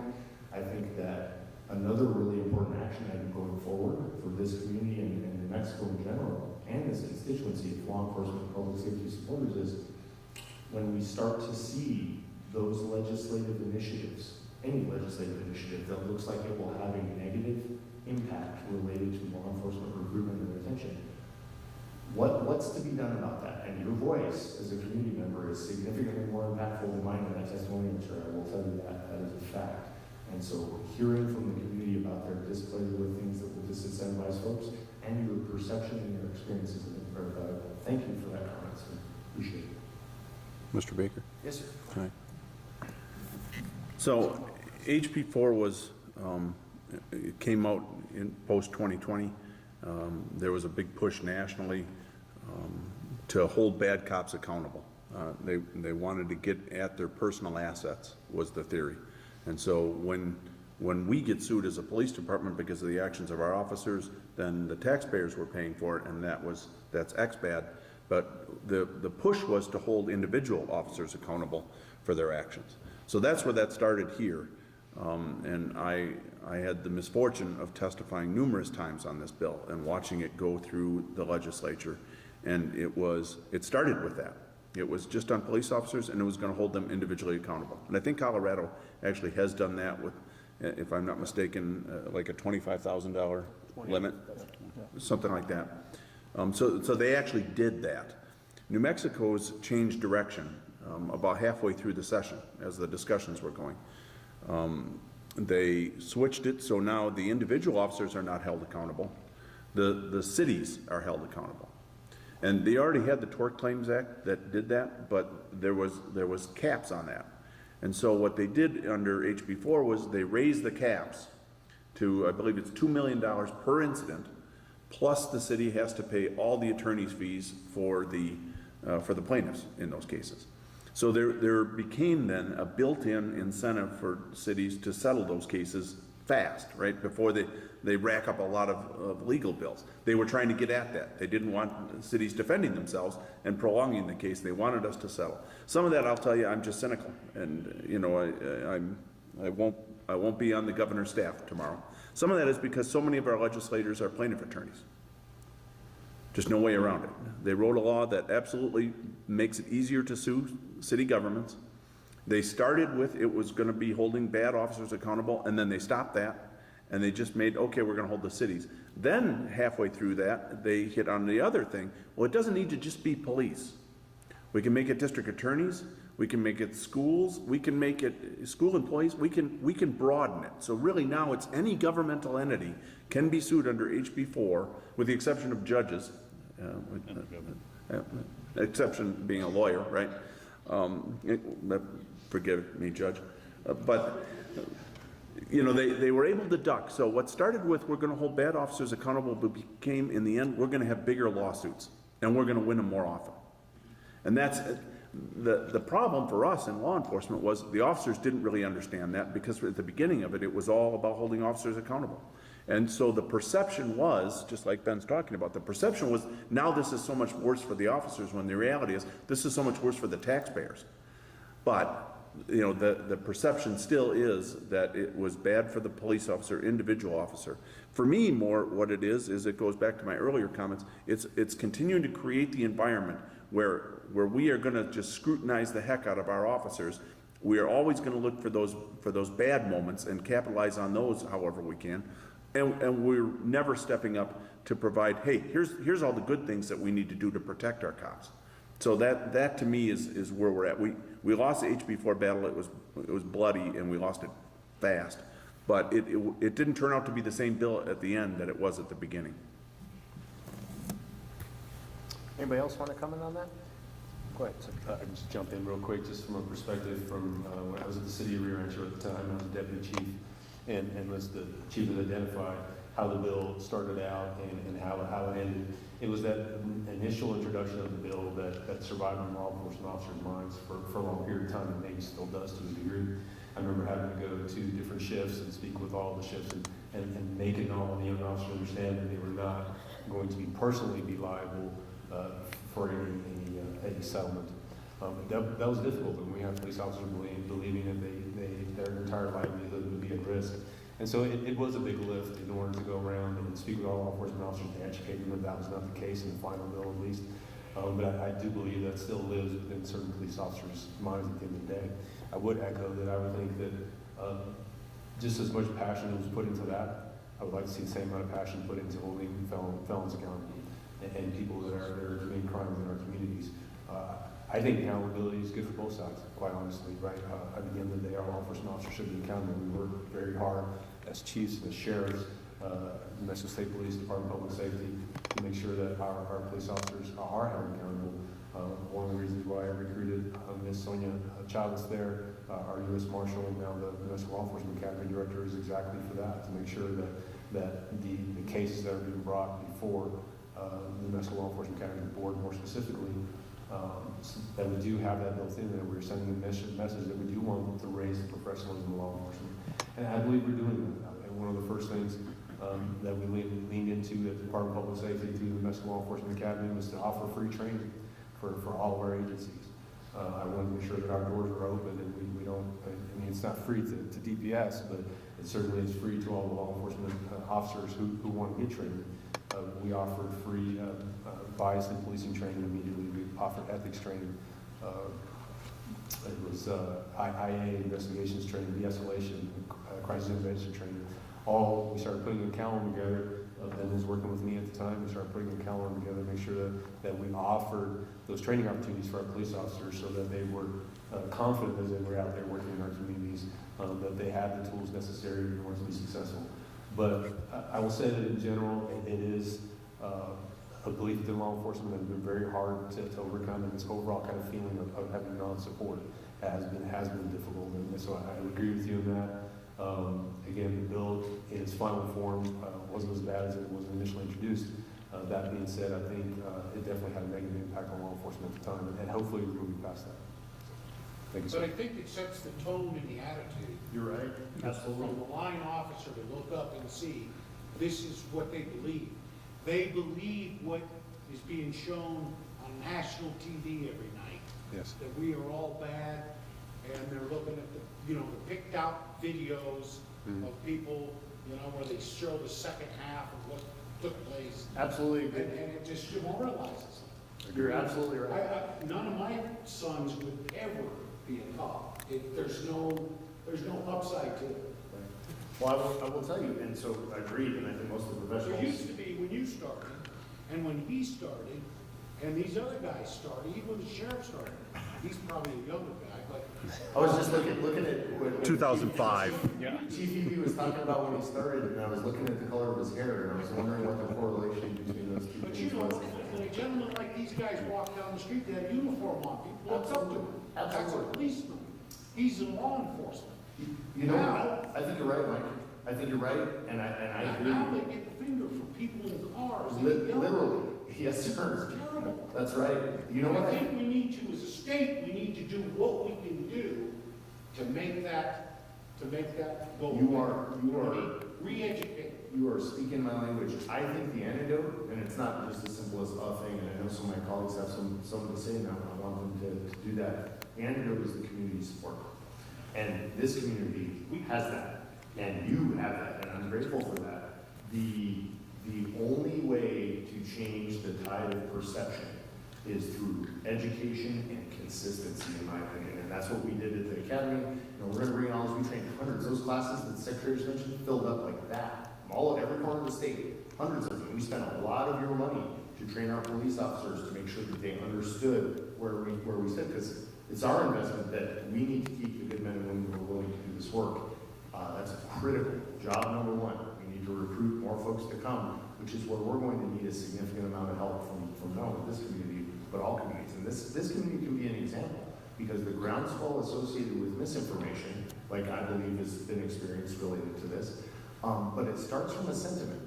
So when this community, after this engagement and this discussion, starts to see things in the future that it doesn't like the smell test, it doesn't like how that appears from the distance, from maybe perception points that weren't contemplated or were and were disregarded, That's where this community and Mexicans can stand up and say, no, no, we're invested in our police officers.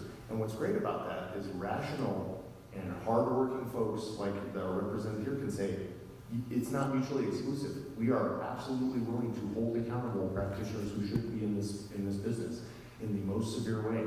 That rings true. Every person up here tell you that the biggest enemy of a bad cop is a good cop, and which is the other 99%.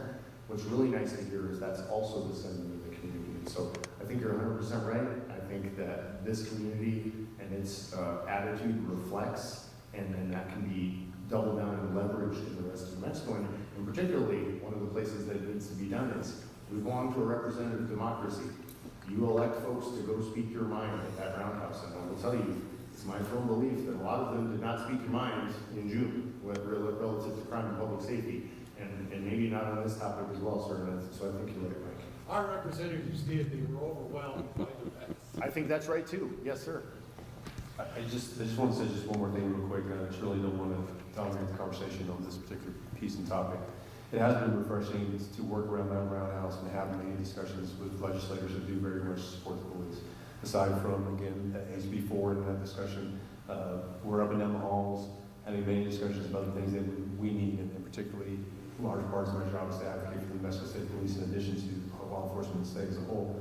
And we do have a tremendous amount of support. And so I don't want to seem like every legislator does not support law enforcement, but it's certainly not the case. Okay? And so I get that there are people that might, the comment that was made, I don't know who made it, nonetheless, that is very disheartening to hear. I would say it's not the majority. The next part that I say in general is that we talk about, where we started kind of turning this around when we talk about laws or legislation, but in large part, I think the discussions should take place within the family as well. There are I'm going to just put it as plain as I can, like, we need your sons and daughters, right? We need your sons and daughters that want to join this profession. And so the conversation starts taking place in the home as well about what policing is and what it really means. And we can do our part as well, but and we try to be present in schools and all of those things, but at the end of the day, those who would want to join law enforcement are going to want to hear from their family members and what they believe in and whatnot. And so I'm always very pleased with the support that we do get from our communities. I would say that the majority of communities that we serve across New Mexico do support law enforcement. Unfortunately, sometimes they're a lot more silent than we would hope. But I know that to be true. When you walk into a restaurant or a business, and not so much anymore because I'm just a guy in a suit, but when you're in a uniform, it stands out and people recognize it, and they're always very expressive about their support for law enforcement. But I would like to ask just in general, if you have, a son or daughter that has great character and they're on the bubble and trying to decide what to do, as they go into adulthood, have those conversations with them. And I know it's a hard discussion to have because it's a risky profession. And as you mentioned, it's not only is there risk associated with it, there's liability associated with it. It's not as easy as it used to be, but we do need support in general. I'll say one last piece. Walking, when I used to, my son in elementary school, I would go have lunch with him. I'd go in the lunchroom, I was the most popular guy to walk in the lunchroom because I was in uniform in elementary school. In middle school, it became a little less so. And in high school, kids, they don't even look at you anymore, right? Because it's like, you can't talk to the cops. And so, again, I think, fundamentally, we got to change that perception in the household of what a police officer means to these young people so that when they do graduate from high school, they have a role and still want to join. Thank you, sir. Well said, Secretary. Who's next? Got one over here. She's coming to the microphone, she said.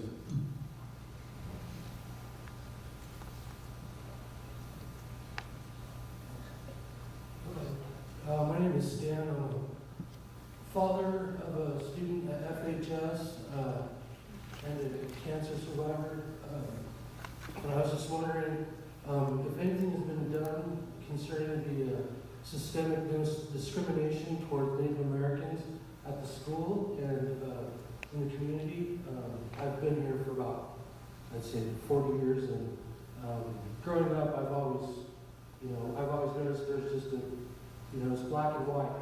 If someone gets, one guy gets arrested for something, he has to do a certain amount of time, and another guy gets arrested, then they don't do any time. There's a lot of You know, if you go to the San Juan County Detention Center and talk to people, they'll tell you, you know, there's guys in there for similar crimes, but different types of punishments, different, you know, sentencing and all that. But I'm just curious if anything has been done since the incident at FHS last year concerning discrimination. I noticed my son, you know, when I take him to school, parents aren't allowed to go inside anymore. There's, you know, more security, which is good. There's a guy with a gun at the gate, which I don't know if that's good or not, but, you know, me personally, I don't feel comfortable with it. So that's just my take, you know, is I'm just curious, and I'm worried that, you know, that we're getting further and further into like a, you know, institutionalized way of teaching, you know, system here that it's more authoritarian than it is inclusive. And I'm just curious, you know, if any steps have been taken by law enforcement or you know, anyone to curb that and stop the systemic discrimination that's been going on. Thank you for your comment, your questions, Dan. I'm going to try and reflect some of that back to you just to make sure, because there's multiple layers to that.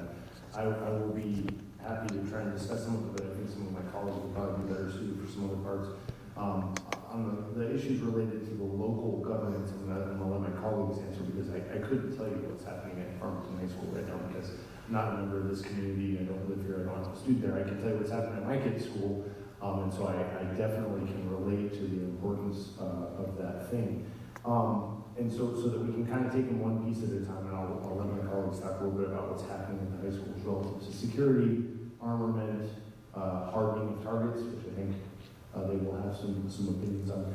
But the core of your question seemed to circulate around discrimination of Native American people at the school. Is that correct? Can you tell me a little more about what you're talking about so that I can understand? Well, last year during the graduation ceremony, a young lady had her hat ripped off and then it was thrown in the trash and damaged. It was a cultural item, and it was significant. You know, it went viral, and it was shown that, you know, and I don't know if the person who perpetrated the act was, you know, nobody knows what happened to her, or if any action was taken towards the faculty that allowed that to happen, or, you know, how did that occur? You know, who allowed that to happen, where, you know, someone, you know, was not allowed to practice their cultural identity, you know, during the ceremony. Sure, okay. So, and your question is whether or not law enforcement has done anything relative to that, the existence of, you know, your perception of discrimination existing within a graduation ceremony, or is there? Okay, yeah. So I can speak to the experiences that I have. I don't know anything specifically about that, and maybe some of our local law enforcement folks and some of our leaders will have something to weigh in relative to that. So we go to great lengths in law enforcement to make sure that not only our ethics, constitutionality, all of the kind of foundational things related to American society, Mexican society, exist within our law enforcement training. Those things are ingrained in a foundational way at the law enforcement academy. Those things are then retouched every 2 years with our what's called biennial training related to maintenance of effort or annual training. Those things are a matter of law. And so the legislature picks items that it deems important for law enforcement to focus its attention on annually or semi-annually to make sure that their law enforcement officers are appropriately trained. Because as we know, many of the folks up here on the stage have been doing this for several decades. So the society changes, other laws change, other cultural things change. Is the law relative to the profession change? And I think that's a really relevant and important question. One of the things that is being undertaken as we speak is what's called a job task analysis. And one of the things I would encourage is integration of these very specific things. This is a very specific topic you're talking about related to the thing we isolated. Is New Mexico's culture looks different than Hawaii's culture, right? Colorado's culture looks different than Hawaii's culture. In New Mexico, this job task analysis has hired a professional, nationally recognized consultation company to help us understand what are the jobs, core functions, and essential duties of our law enforcement professionals.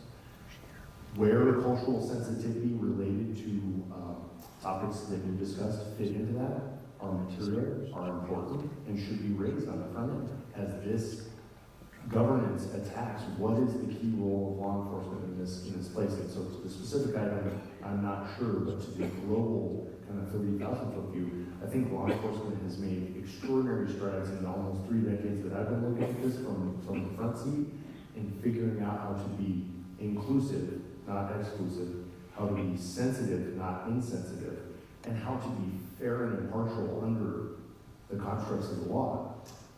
That all being said, one of the things that is omnipresent is these are human beings, both on the investigative side, when we're talking about law enforcement officer, and both on the action side relative to the thing that we might be investigating. And so those things change. Human beings occupy the roundhouse, human beings occupy the police cars, human beings occupy the school systems.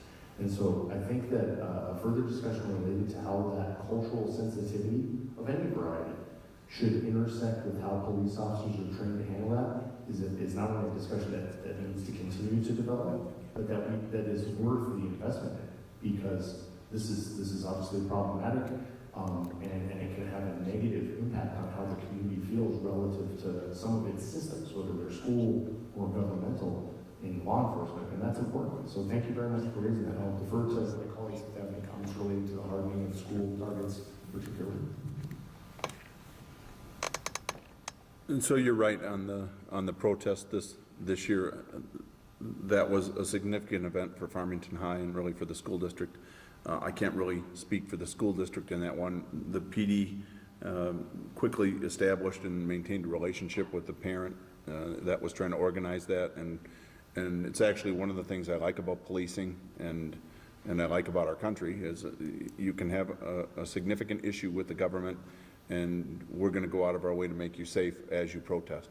And I thought you saw that really pretty well established that day. And so I was proud of our department, but I was proud of our community at that moment that you could have that kind of a discussion. The other issue that you're bringing up is a good one. And I will tell you, I don't know the exact answer to how hardened do we make our schools. So we had Aztec, it's not a far away place. This is right here in San Juan County, where there was a school shooter. Last May, he was actually coming up on his graduation day, and that easily could have gone to the graduation ceremony.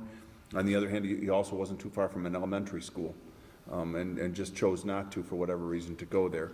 So it is a balancing act. Farmington PD had our own bad incident with an SRO in the schools in 2019, and it was an ugly incident that we had to deal with.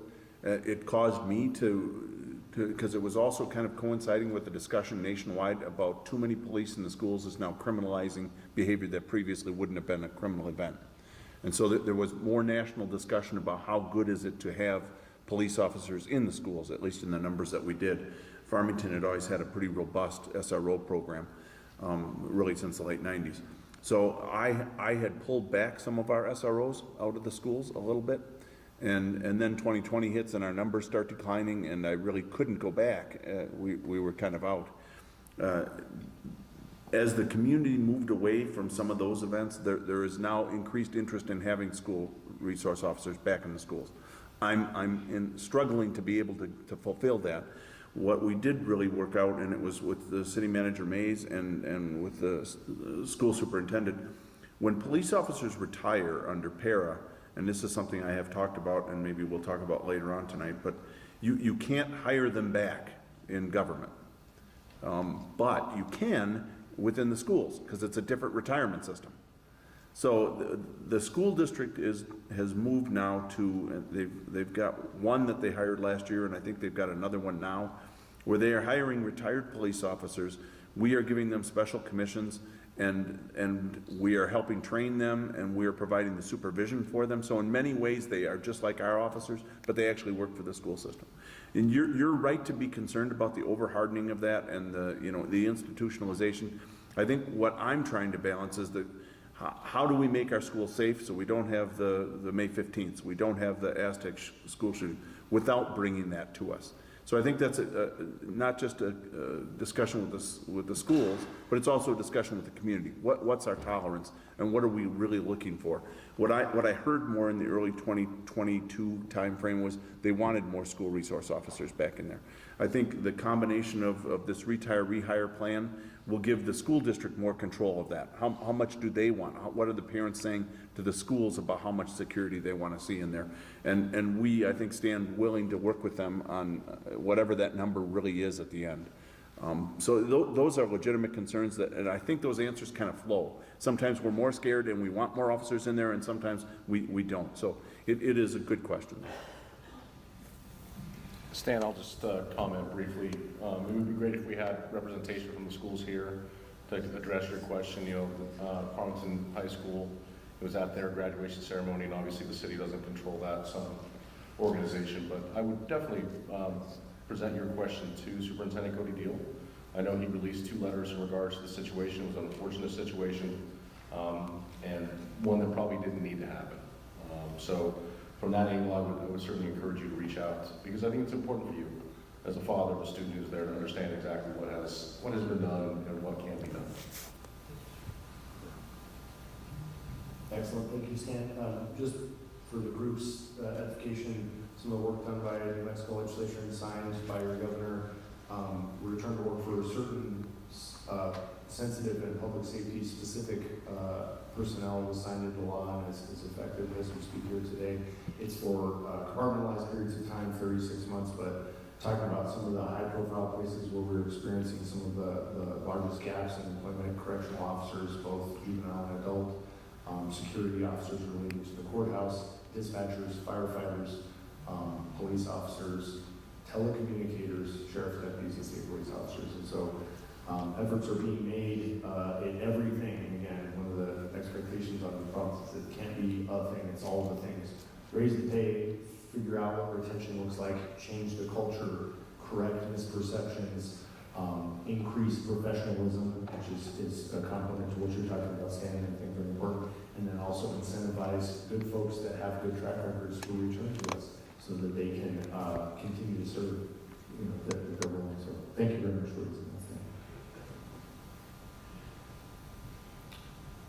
Who'd like to go next? Yes, sir. Let's do this gentleman in the green, and we'll come to you, man, next.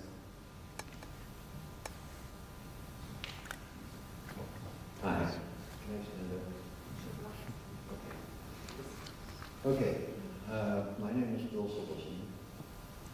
I've been in the construction business most of my life. I was born and raised in Albuquerque, New Mexico. And I was taught as a child by my father and my mom to respect the law, to respect our country, to respect our military, and to do what was right. And I've lived that life for 75 years. I think one of the things that's missing here today, in my personal opinion, is some of the focus needs to be put on starting with the family. Getting back to the basics is very, very important. And being able to teach these kids through the family and through the families, and helping the families to understand the importance of law and order in our community. Yes, we do have corruption across this country that's unbelievable. And it's extremely hard for people like you to go out there every day and put yourself in the face of danger because you don't know the crazy that's going to be there. But the best way, I think, to get more police officers there is to go back to what I remember as a child. When you ask kids what they wanted to be, they wanted to be firemen, they wanted to be police, they wanted to be military. We need to start with the basics of the family. I'm not sitting here going to talk about what the legislature's doing, and frankly, I think our legislature's way too liberal. That's just a personal opinion, okay? I think they do a lot of good things, but the bottom line is let's start putting this money that you're putting into different programs into the families. Teach them that being in cartels and gangs and so forth is not appropriate. That the best thing to do is to have a healthy, happy environment to live in.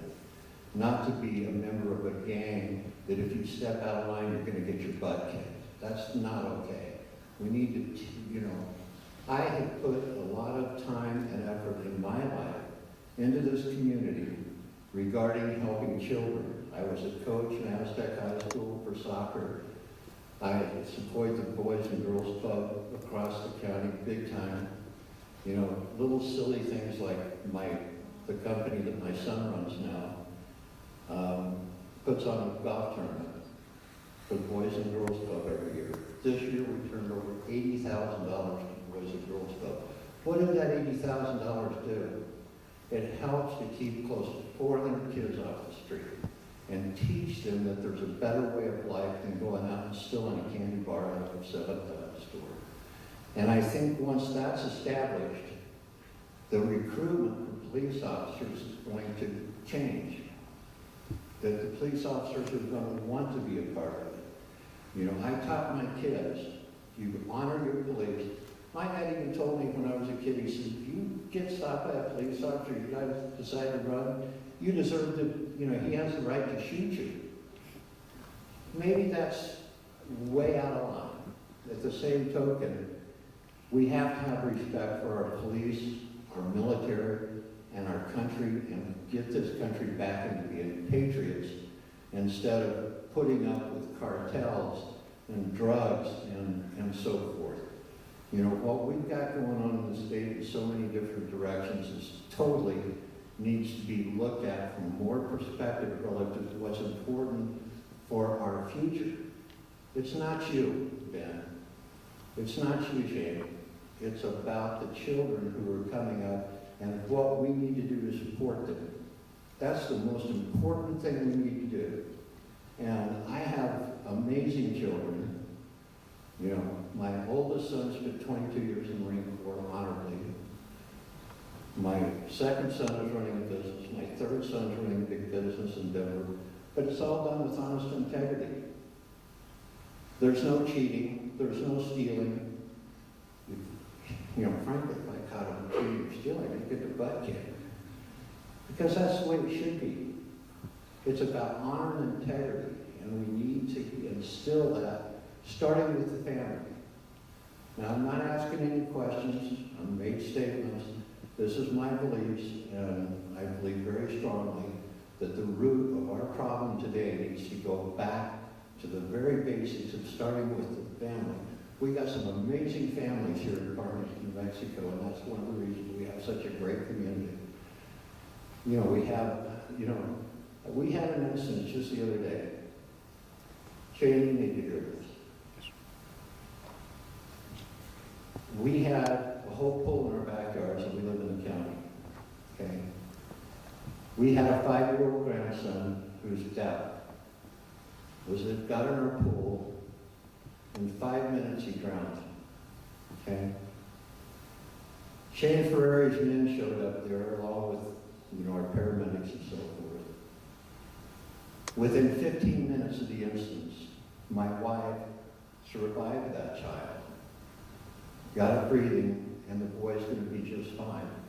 But this is the kind of community respect that we need to have for our police. We cannot appreciate what your policemen did, Shane, that day. They were amazing. And that's the respect all of you deserve. Because you put yourself on the line every day for us. We need to put ourselves on the line for you. Sorry, I get a little bit impassioned. Bill, the case is closed if you want. Well said. Thank you very much for your support, sir, and your comments. And thank you for your service to your community. I agree. We were having a conversation in youth football the other night in Albuquerque, and one of the children was having trouble affording the cost for the pads or whatever the thing we needed. And the parents quickly arrived, the small group of parents quickly arrived at the notion of, are we going to pay for pads or are we going to pay for a detention center bed? Which would you like to pay for? And I agree, investing in the front end of that is critical, and it creates a new pool of folks who otherwise wouldn't have been available to us under the status quo. Thank you very much for your insight. Sorry, I just Well said. you know that. Man, down here, I think we have.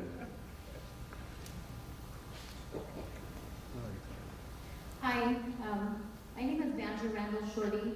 and I am the mother of Zachariah Jawan Shorty, who was murdered here. I am also an advocate on Zach's behalf, as well as other families now of the missing and murdered Indigenous relatives.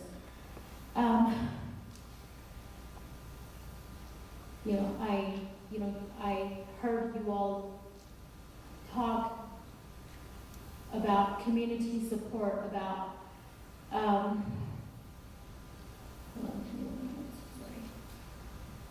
about accountability, and just mainly community. But I feel, I've been a resident here in San Juan County for about 25 years now, and I see, it's black and white here. It honestly is. I'm Native American. And, what about equality here? My son, as I stated before, he wasn't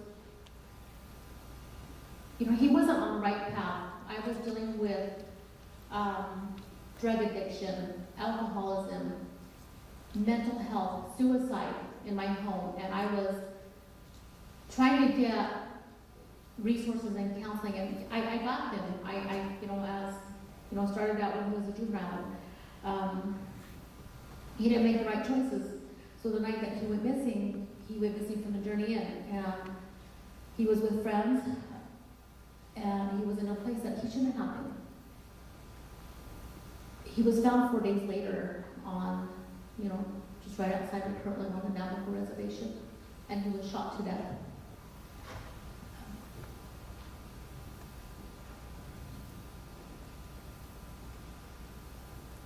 I talk about equality because I don't see that here in our community. About the same time, about the same year, Sasha House went missing. She was found murdered. Her killer was immediately found. July 21st, 2024. It's been 4 years, and my son's case remains unsolved.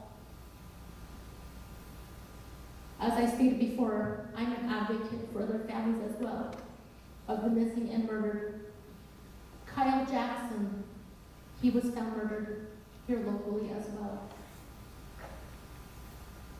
His case remains unsolved. Kendrick Begay, the double homicide on Highway 64, his murder remains unsolved. Bridget Johnson, she was found in her apartment by her mother, stabbed to death. Unsolved. What are we doing in our community? Tell me, what are we doing? What are you doing in our community? My son's case is under the FBI. I know that's a whole different jurisdiction. But what about the other families that I have mentioned? These families are still waiting for answers. Kendrick, it's been a year now. I believe Bridget is a year now. We have people out there living their lives, and every day my life is hell because I want answers and I haven't received anything.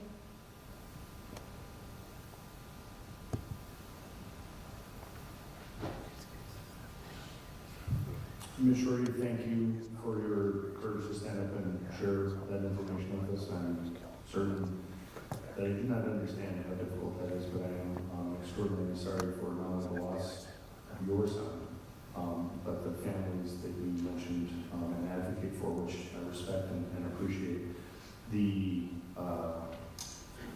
victims of violent crime in New Mexico, victims of violent crime in our tribal nations, their stories have been told to us also in these communities, and you do that here today, and I'm grateful for your willingness to do that and share that, because it is an incredibly important part of the work that law enforcement does, is bring closure to folks who are suffering.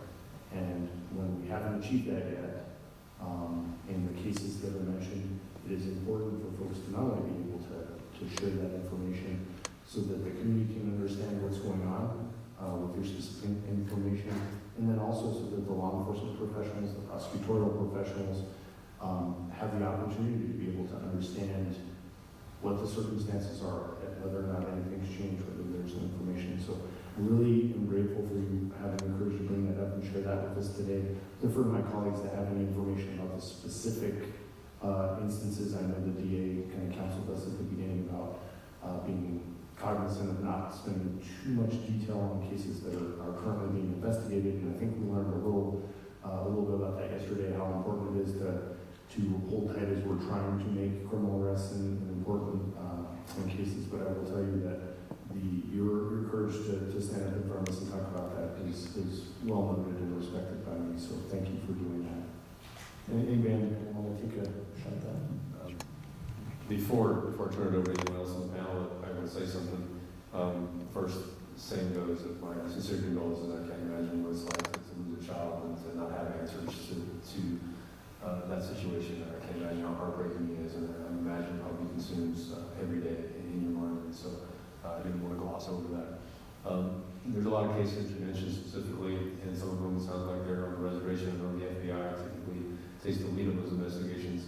I guess the only thing I didn't want to not say anything because it's someone else's jurisdiction at the end of the day, so it was just a statement and an offer about support to any agency within New Mexico. We work very closely with the FBI and all of our federal partners and then the sheriff's departments and municipalities. The only thing I can say in general terms is that we will always be there to offer our help and assistance from the Department of Public Safety, New Mexico State Police, to any of our partners, and the federal have included. And so, if there's any way we can help in that, we certainly will. We also have 3 of our labs across the state of New Mexico, which I know that our federal partners access as well. We have a lab in Santa Fe, one in Hobbs, one in Las Cruces.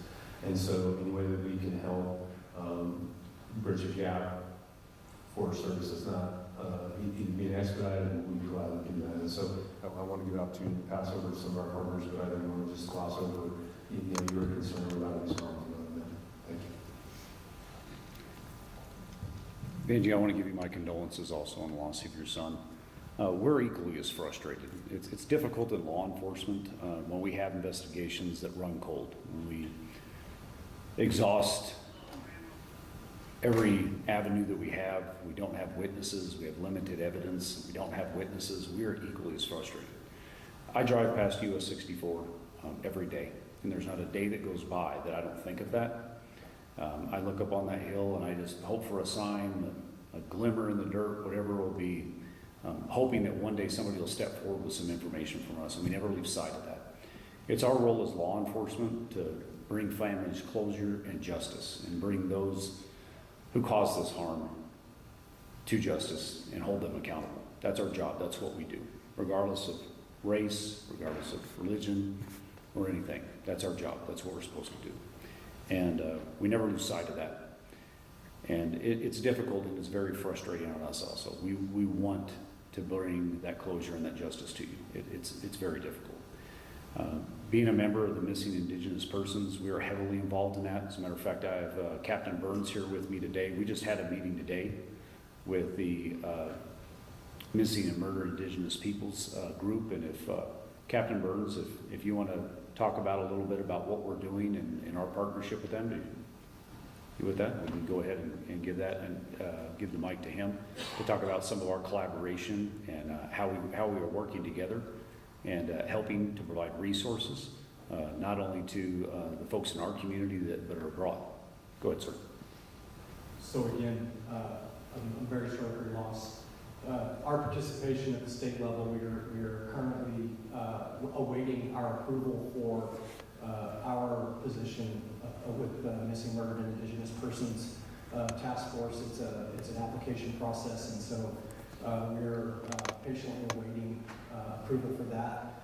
We feel confident that based on our previous work in this area that we will be accepted. And so combined with the Missing, Murdered, and Indigenous Persons, we are also very actively involved in human trafficking, which can be partially overlapping with those two, with those events. And so, again, from a public safety standpoint, we are participating very heavily in the Missing, Murdered, and Indigenous persons, and then also the human trafficking task force at the state level, and with our non-governmental organizations. And so, We're spreading out as far as we can, using all of our resources and our partnerships to try to solve these crimes.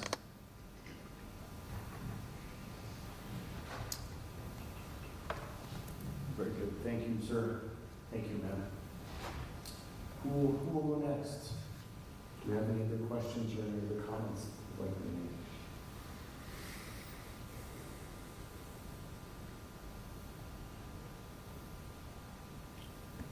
Yes, sir. Right down here at the front.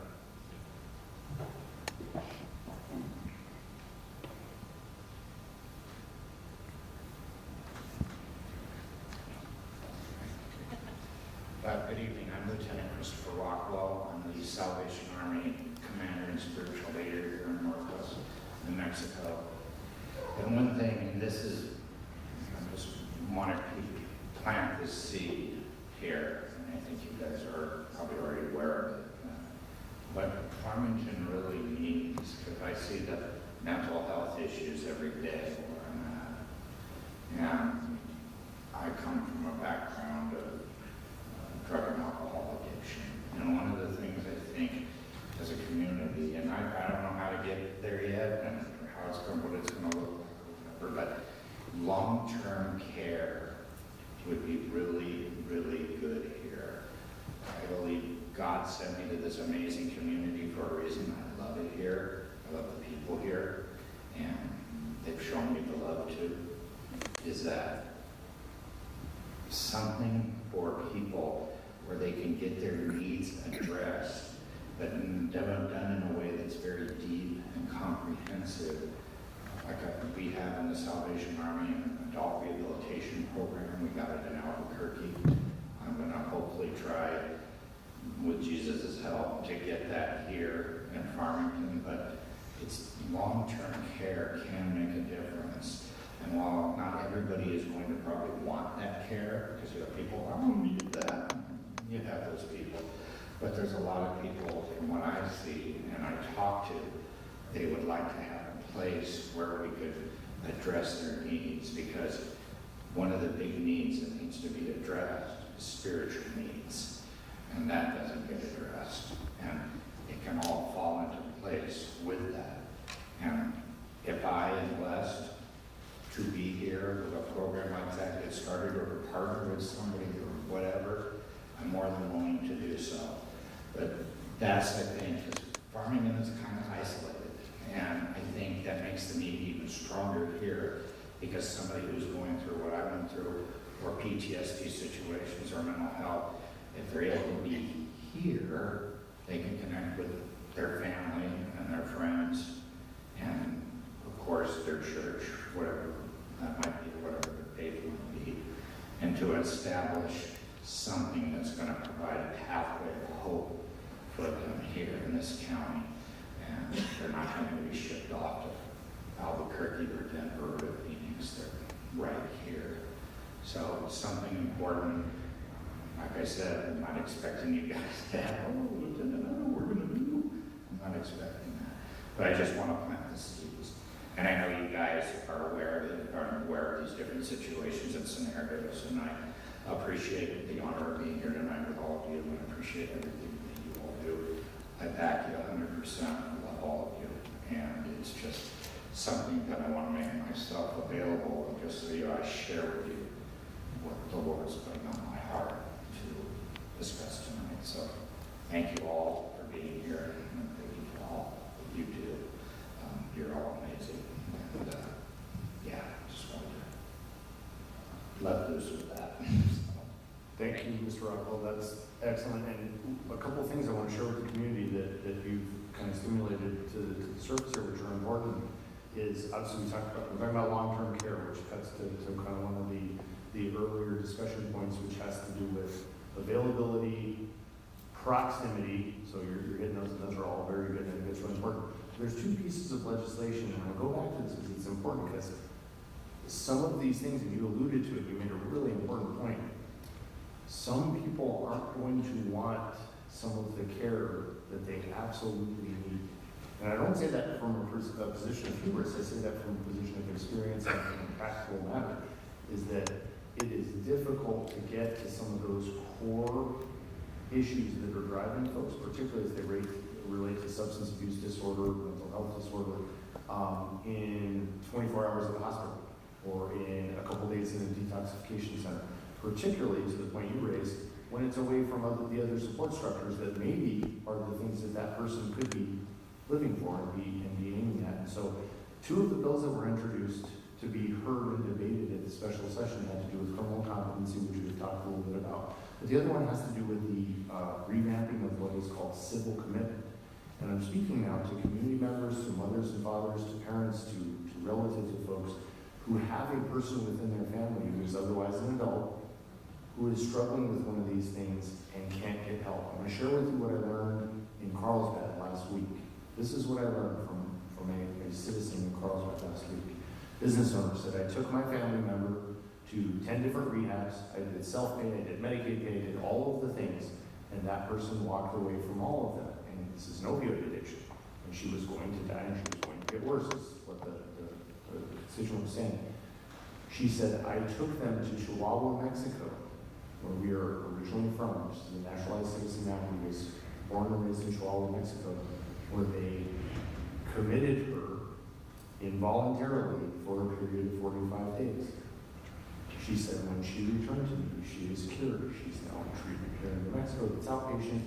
She has social structure that's redeveloping. She has a connection with her family members. All of the things you want to hear about recovery are occurring in this person's life because that insurmountable task of forcing yourself over that hill was undertaken.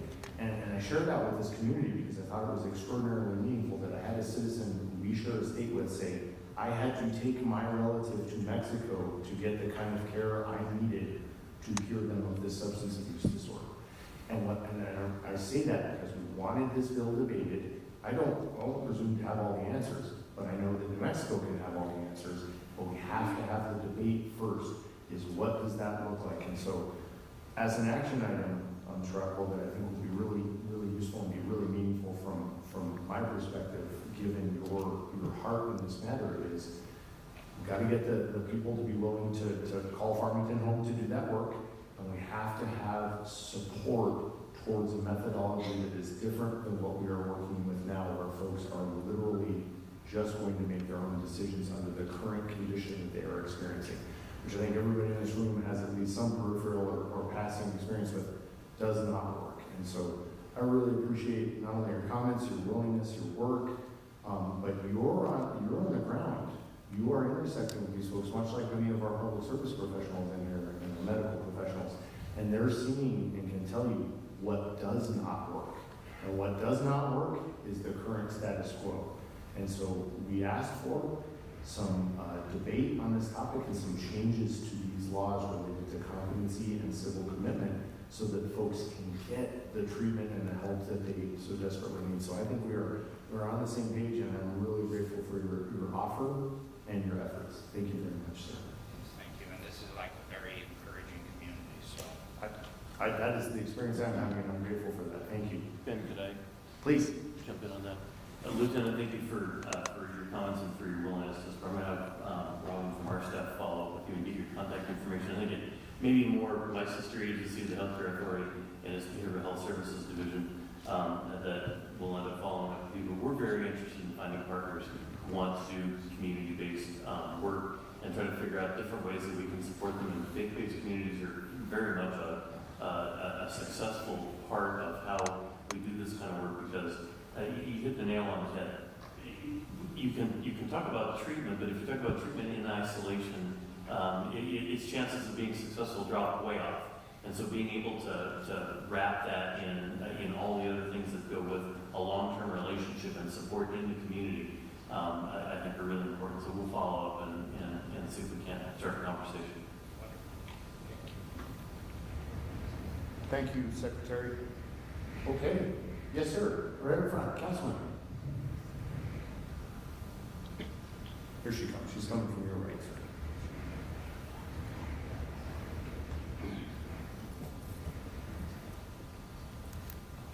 I'm just going to say a comment. I don't have a question. I come as a father, as a husband. I wear many hats. A lot of people might know me, they might not know me. I'm a current boxing coach here in Farmington. I've been a boxing coach for 16 years.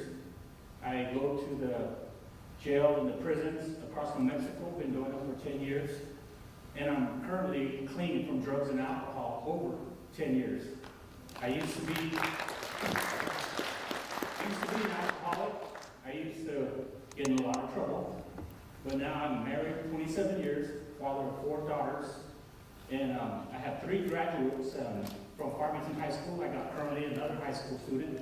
I just wanted to share a comment to my brother over here. I'm a Native American, and the school has a policy, and it was written in the policy, and I didn't see the guidelines followed. Well, my daughters know they can't decorate their attire, but it was decorated. So I believe that, personally speaking, I believe the parents are the ones who didn't read the paperwork. That's me. And my opinion that they put our police officers at risk when they did the march. It was very dangerous as far as the parents' point of view on my part. On the other part, I agree with the gentleman in the green shirt. I believe it's the parents that are the ones that need to teach their children a lot more. I have 4 daughters. I watch where they're at all times. I'm the one who pays for the phone bill, and I check what they're looking at online. We need parents that are more strict. We need parents that are watching their children and watching their friends. My grandma, my mother used to tell me who your friends are, and I'll tell you who you are. And that was brought up in my home. My dad, he took his belt off and whooped me every time I got a F on my report card. And we need that. He used to tell me, if you come home with a one-legged Eddie, you're gonna get it. And that's the same thing I say to my boxers in my boxing gym. And I tell them, I said, no drugs, no drinking, no cussing, no smoking. And I have strict rules for them, and I tell them that, and I joke with them. If you have an F in your report card, first of all, you can't box. Second of all, I'm gonna whoop you. And I'm joking when I say that, but I let the parents know that I'm pretty stern where I stand. You know, and I'm just glad to be a part of the city. I'm glad to be a part of a great police force. I want to thank you guys, for each and every one of you, for standing in the gap for us. And I honor you guys. I'm proud to be a city councilor here in Farmington. And I got to leave early because I got to go to the jails. I work with the inmates, so that's where I'm headed currently. So I'm going to excuse myself, but I just want to say thank you. Thank you. I love and I pray for each and every one of you guys. Let's go. Thank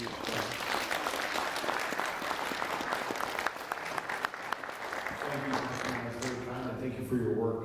Appreciate you being here. Do we have any other questions or comments that folks would like to make? Right here. Yes, ma'am. My name's Maria Lopez. I'm a property manager here in Farmington. I manage a couple of mobile home parks. They have a battery.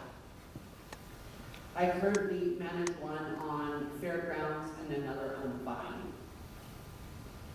I have a house across the street from my Fairgrounds park that is known for all the drug use over there. You see them all. Well, that brings bad rap to Lamplighter.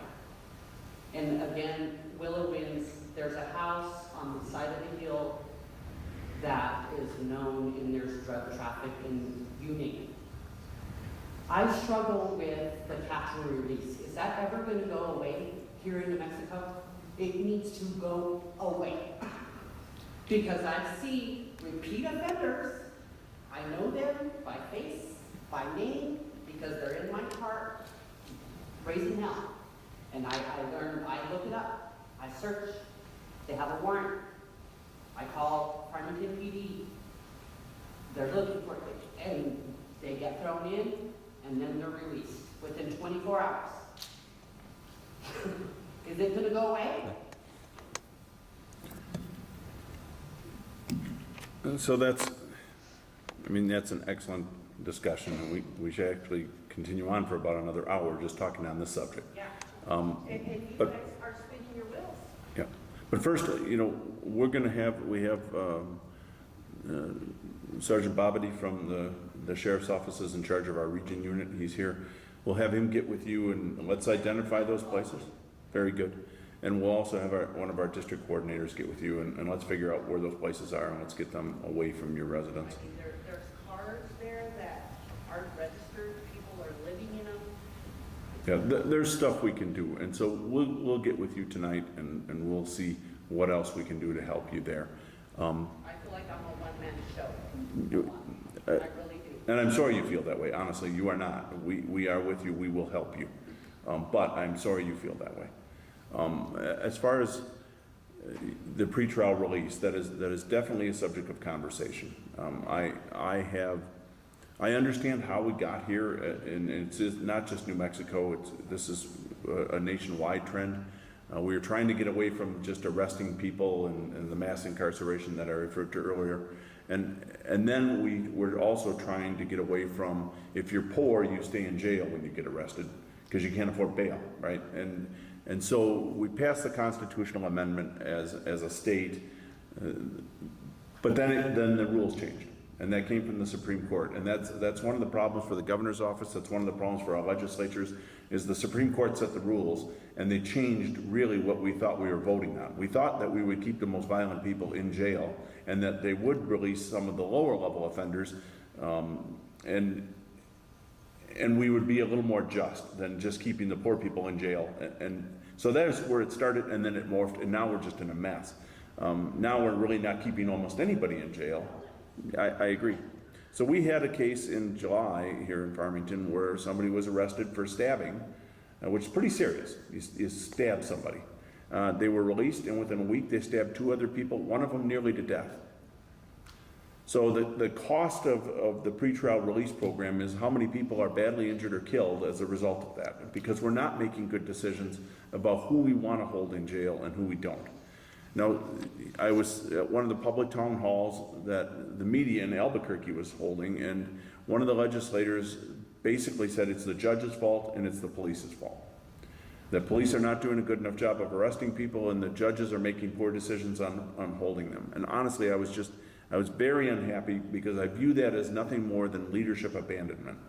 You're an elected leader in our community. If you're not happy with the way the judges are holding people, if you don't think that they're doing what you want them to do, well, then you actually have some tools as a legislator to change that. And instead, as you saw during the governor's special session, they just closed up shop and left. So I did not like that. To me, one of the top challenges we have in New Mexico is the pretrial release. It is the person that is in jail on a stabbing and then gets out and stabs 2 other people. And the Supreme Court themselves have actually changed the rule a number of times. They've tried to adjust it since really 2018, when you listen to our local judges talk about this, and I just was here a couple of weeks ago. The Supreme Court has made a series of rulings to try and tighten up, to try and encourage judges to hold people. But I know our own judges were trying to hold people when it first passed, and they were being overruled. And dangerous people were being released. So that was the philosophy initially, and now they're trying to walk that back some. It's way too small and way too little, but there is some movement back from it. But I agree with you. I don't think that it's not the governor's office that necessarily can control that, although they can help us. It has to come, honestly, it has to come from the legislators, and some of that's with a push from the governor's office, but it also has to come from the courts. So who we're voting for to be judges matters. And that directly, we elect our Supreme Court justices here. And so we have a very real say in how these rules are being propagated. And that was sold to us a certain way, which I even agreed with, that we would focus on the dangerous people, and it just hasn't been that way in practice. And the only way to really change it is get at the folks that have decision making. That's our legislators, and that's the Supreme Court. Thank you. Ms. Lopez, thank you, Chief. Not only is that an excellent answer, you're 100% correct, Ms. Lopez. You are 100% correct. So let me give you a couple things, because I was with some of the folks up here on the panel. So myself, the Secretary, the Chief, Chief Heavy, others, many other leaders here have testified on a alternative. So the governor has run bills every session since that constitutional amendment changed, since she's been in office, that would demand what's called a rebuttable presumption, which basically means that the defendant needs to prove while they're not a danger to society. And that is the standard that exists within our federal system and other places. So it is not unconstitutional, nor is it something that can't be done. We have presented that bill every session, and I have testified on that bill every session with several of the people up here, and we don't get an audience. And I encourage you, the great thing about our municipal legislature is how they record everything. To be able to watch what happens to us in testimony when we stand up there and explain things like, person is released and then this happens. And you watch the committee be impacted by that so little that they immediately table that bill and it goes away. Last year it was Senate Bill 122, and the governor voiced her displeasure on putting a bill on the call, messaging a bill that she thinks is important for New Mexicans, and having the legislature take no action. That is a really important piece. And I think it was said really well earlier by Secretary Bowie. We're not talking about every legislator. And the goal here is not to demonize the position. It's critical, and it's a separate but equal branch of government that needs to be done. I also think the chief did a really good job not demonizing the judicial branch. They have a job to do too. One piece of success that I absolutely think is supportive of the chief's observation that this is starting to trend in the correct direction. We passed last session, and the governor signed Senate Bill 371. Which has to do, and again, no one's going to have their socks blown off by this, but the notion is if you are already on conditions of release, so in the example that the chief gave, you've been arrested and you are pending trial on a felony charge, and you reoffend, you don't get out anymore. Now, I will say that is baby steps progress, and I agree with your shoulder shrug. However, well, so I will tell you, I'm watching the data in Albuquerque particularly, and let me hit you with this number because it's important to see the impact. In addition to the good work that law enforcement is doing, I monitor, because we are running a program in Albuquerque where we have consolidated reporting of the law enforcement agencies. So I know how many people are in jail. I knew how many people were in jail in September before that was a law. It was 1,300 people month over month in September of 2023. This morning there are 1,850 people in the jail month over month now. So we're talking about a net increase of over 500 folks continually incarcerated in our jail. Now, these are pre-adjudicated folks. Our Department of Corrections and Deputy Secretary Martinez housed 20 to 30 folks in the prison who are post-adjudication serving time to free up space. We're making some progress. That's significant. And the micro example would be down here in San Juan County or in some of other smaller jurisdictions. The same analysis can be undertaken. I don't offer that as some sort of solution because that is not the end all be all. But what I do think it does, and I think it's important for the community to understand this, because I've got to see it from the front seat, is we pushed for that as law enforcement, as prosecutors, as the community. They heard us. They voted. They passed it. The governor signed it. It is now law, and it actually has had an impact the correct direction on the jail populations statewide. So, way more work to be done, I agree. Rebuttable presumption against release, pretrial detention is something the governor has put forward every time. But what we saw this year particularly was she put forward that, and she put forward something that was effective but not impossible to pass, which ends up being part of the job here is figuring out what good laws we can get across the finish line. And so you are absolutely right. The concern you raise is echoed by constituents all over the state. It is heard by your governor. It's heard by your law enforcement, your prosecutorial professionals. And I think that we are creeping in the right direction. I have no doubt, and I will say this tonight to this community, I have no doubt that the governor will continue to push for reasonable pretrial detention to be reinstated in New Mexico at every available opportunity she has. I think the same anecdote exists here, is that it's us speaking to our elected officials, us voting our conscience relative to these topics and the places that have impact. But I wanted to point that out only because it is important to know what progress has been made and how much more there is to do. So thank you for raising the concerns, and I'm grateful that you're able to connect here as a community member with your chief of police, with your leaders and governments to start to work towards solving problems that you're experiencing right now. So thank you very much for being here and raising those. Okay. Is there anybody else? I know we're getting to time. Do we have a question here? She can bring you a microphone here. I just want to change the subject a little bit. Billy and I both own a houseboat at Navajo Lake, and they've always had plenty of rangers and things to help out. But like case in point, not this last weekend, but the weekend prior to that, we had an 18-year-old drowned, and no one was around except for the campers and Jarrett who owns the marina, etc. And what we're needing is rangers, and I know that they need to go through, I believe, the police academy to get to it, but we really need word out to get rangers there so that we can have more safety and protection at Navajo Lake. Yes, ma'am, thank you for your comments, and you are exactly right. Obviously, the need exists, there's no question, and the function is correct. So we're talking about New Mexico state parks, and most rangers, not all of them, but many of the functions that you're talking about are certified law enforcement officers or trained at the New Mexico Law Enforcement Academy by Ms. Chavez and her glorious staff. We have had some really significant increases there, and I think that's a really important thing. I got to see some of the very beginnings of it during my tenure there.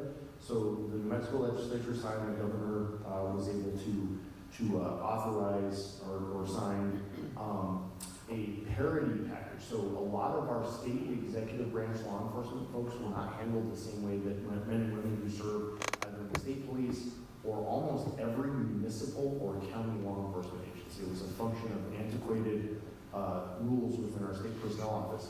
Well, many places, the Attorney General's office, the New Mexico Law Enforcement Academy is working on that. State parks, the insurance folks that investigate insurance fraud, basically all of the niche specialized law enforcement folks that don't fit into one of these other buckets were not treated the same. So, as you heard from my colleagues here tonight, imagine trying to recruit for those jobs that are not even being compensated properly.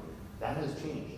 The pay went up in a significant way, and what we saw as a result, the first class that I had, where that pay changed, we had 5 times more folks than we had ever had in one single class from state parks. Yes, so we're talking now, and again, one of the things that's really important to know, so it's just like what I was just telling her, it's a vector in the correct direction. It is a gigantic state with lots of state parks with lots of needs. The need at Navajo is probably symmetrically felt at Elephant Butte, Conscious, and other places, I have no doubt, sadly. But the good news is that getting that pay parity fix so that people are willing to apply has already had some significant impacts on attendance at the academy, which is a first step. Because if they are not hired and they are not put through training, they're never going to arrive to be the first responders that are needed by our community. So happy to discuss further when we break, and happy to connect you with other folks, not only within that division of the executive branch of government, but also on the training side, so that we can discuss further, because I think that is an important point that you raised.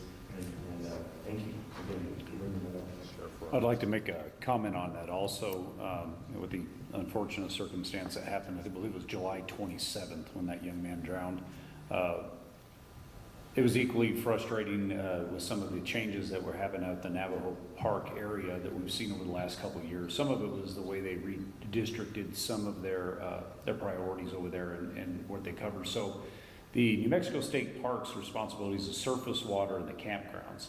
And over the last few years, we've seen quite a few improvements in there, which you'll see that along their camping sites and stuff, offering free utility hookups. You see the entrance.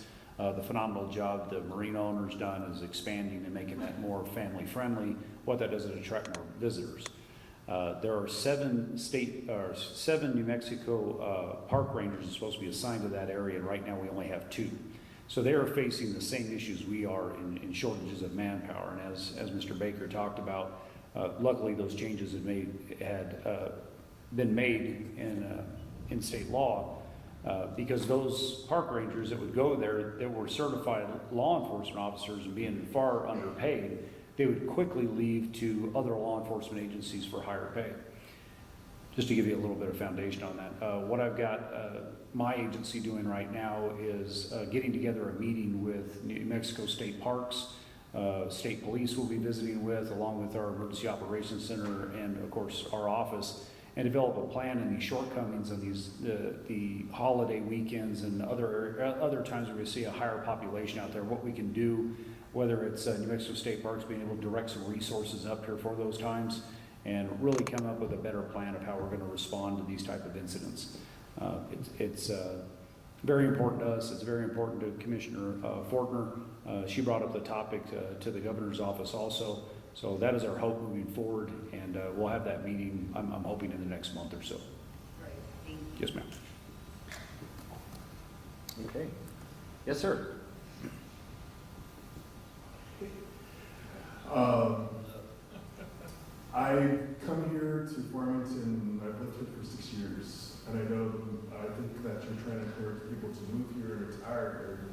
be a safe place to live, because I think the old industries won't last forever.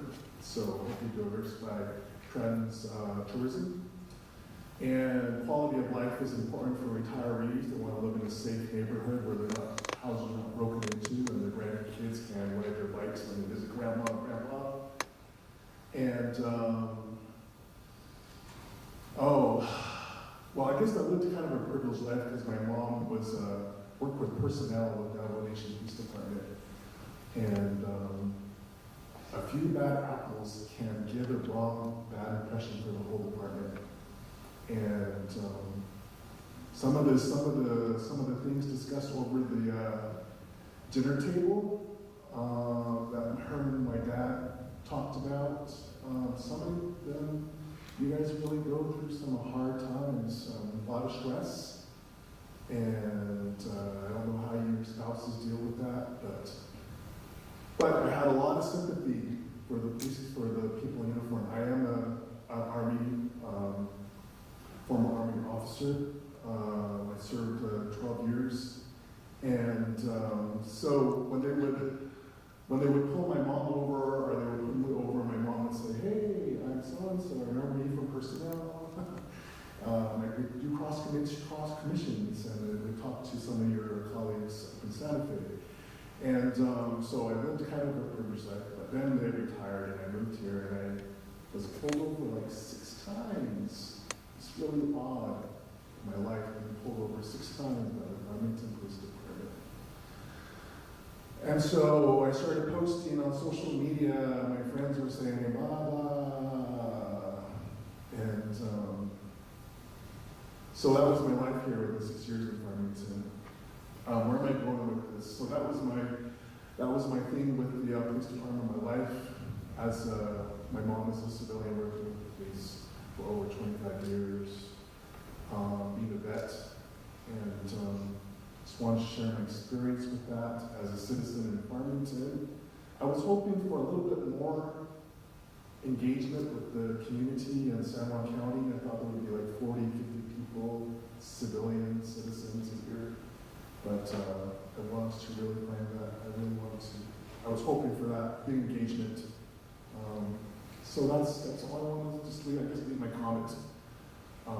As a citizen, as a new citizen of Farmington, hopefully that the situation can, I don't really like the situation here.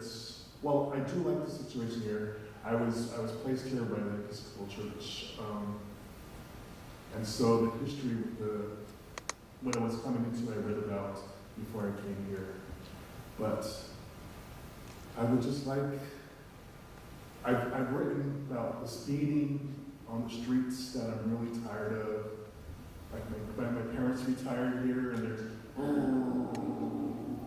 I know that's a city ordinance problem, but they just like some peace and quiet once in a while.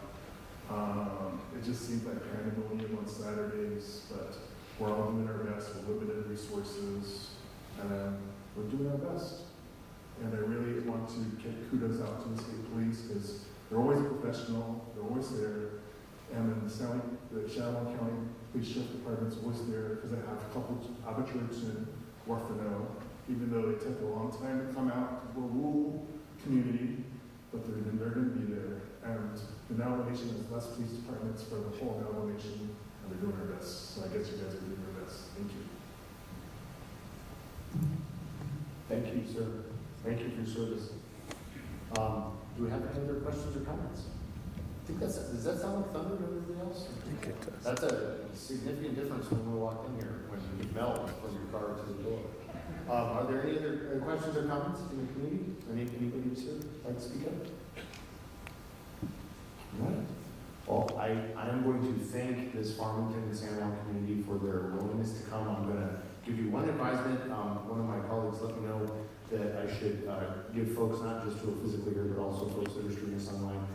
If you're interested in contacting the legislative body, the website is newmexicolegis.gov. And the reason why that's important is because, you know, if you're not sure who represents you, and one of the solution points coming out of this is making sure that they're representative of your thoughts and beliefs, it's important to know how to contact those folks. So you can locate them on that website, and it will drill down to your address, so you'll know exactly where it represents you both in the House and the Senate. I think that's important.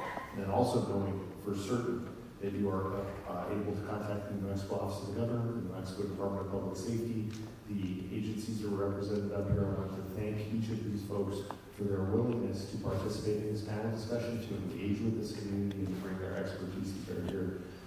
Thank you very much, Farmington, for allowing us to host this, and for coming and joining us in solutions towards our shared goal of a safer New Mexico. Good evening. Thank you.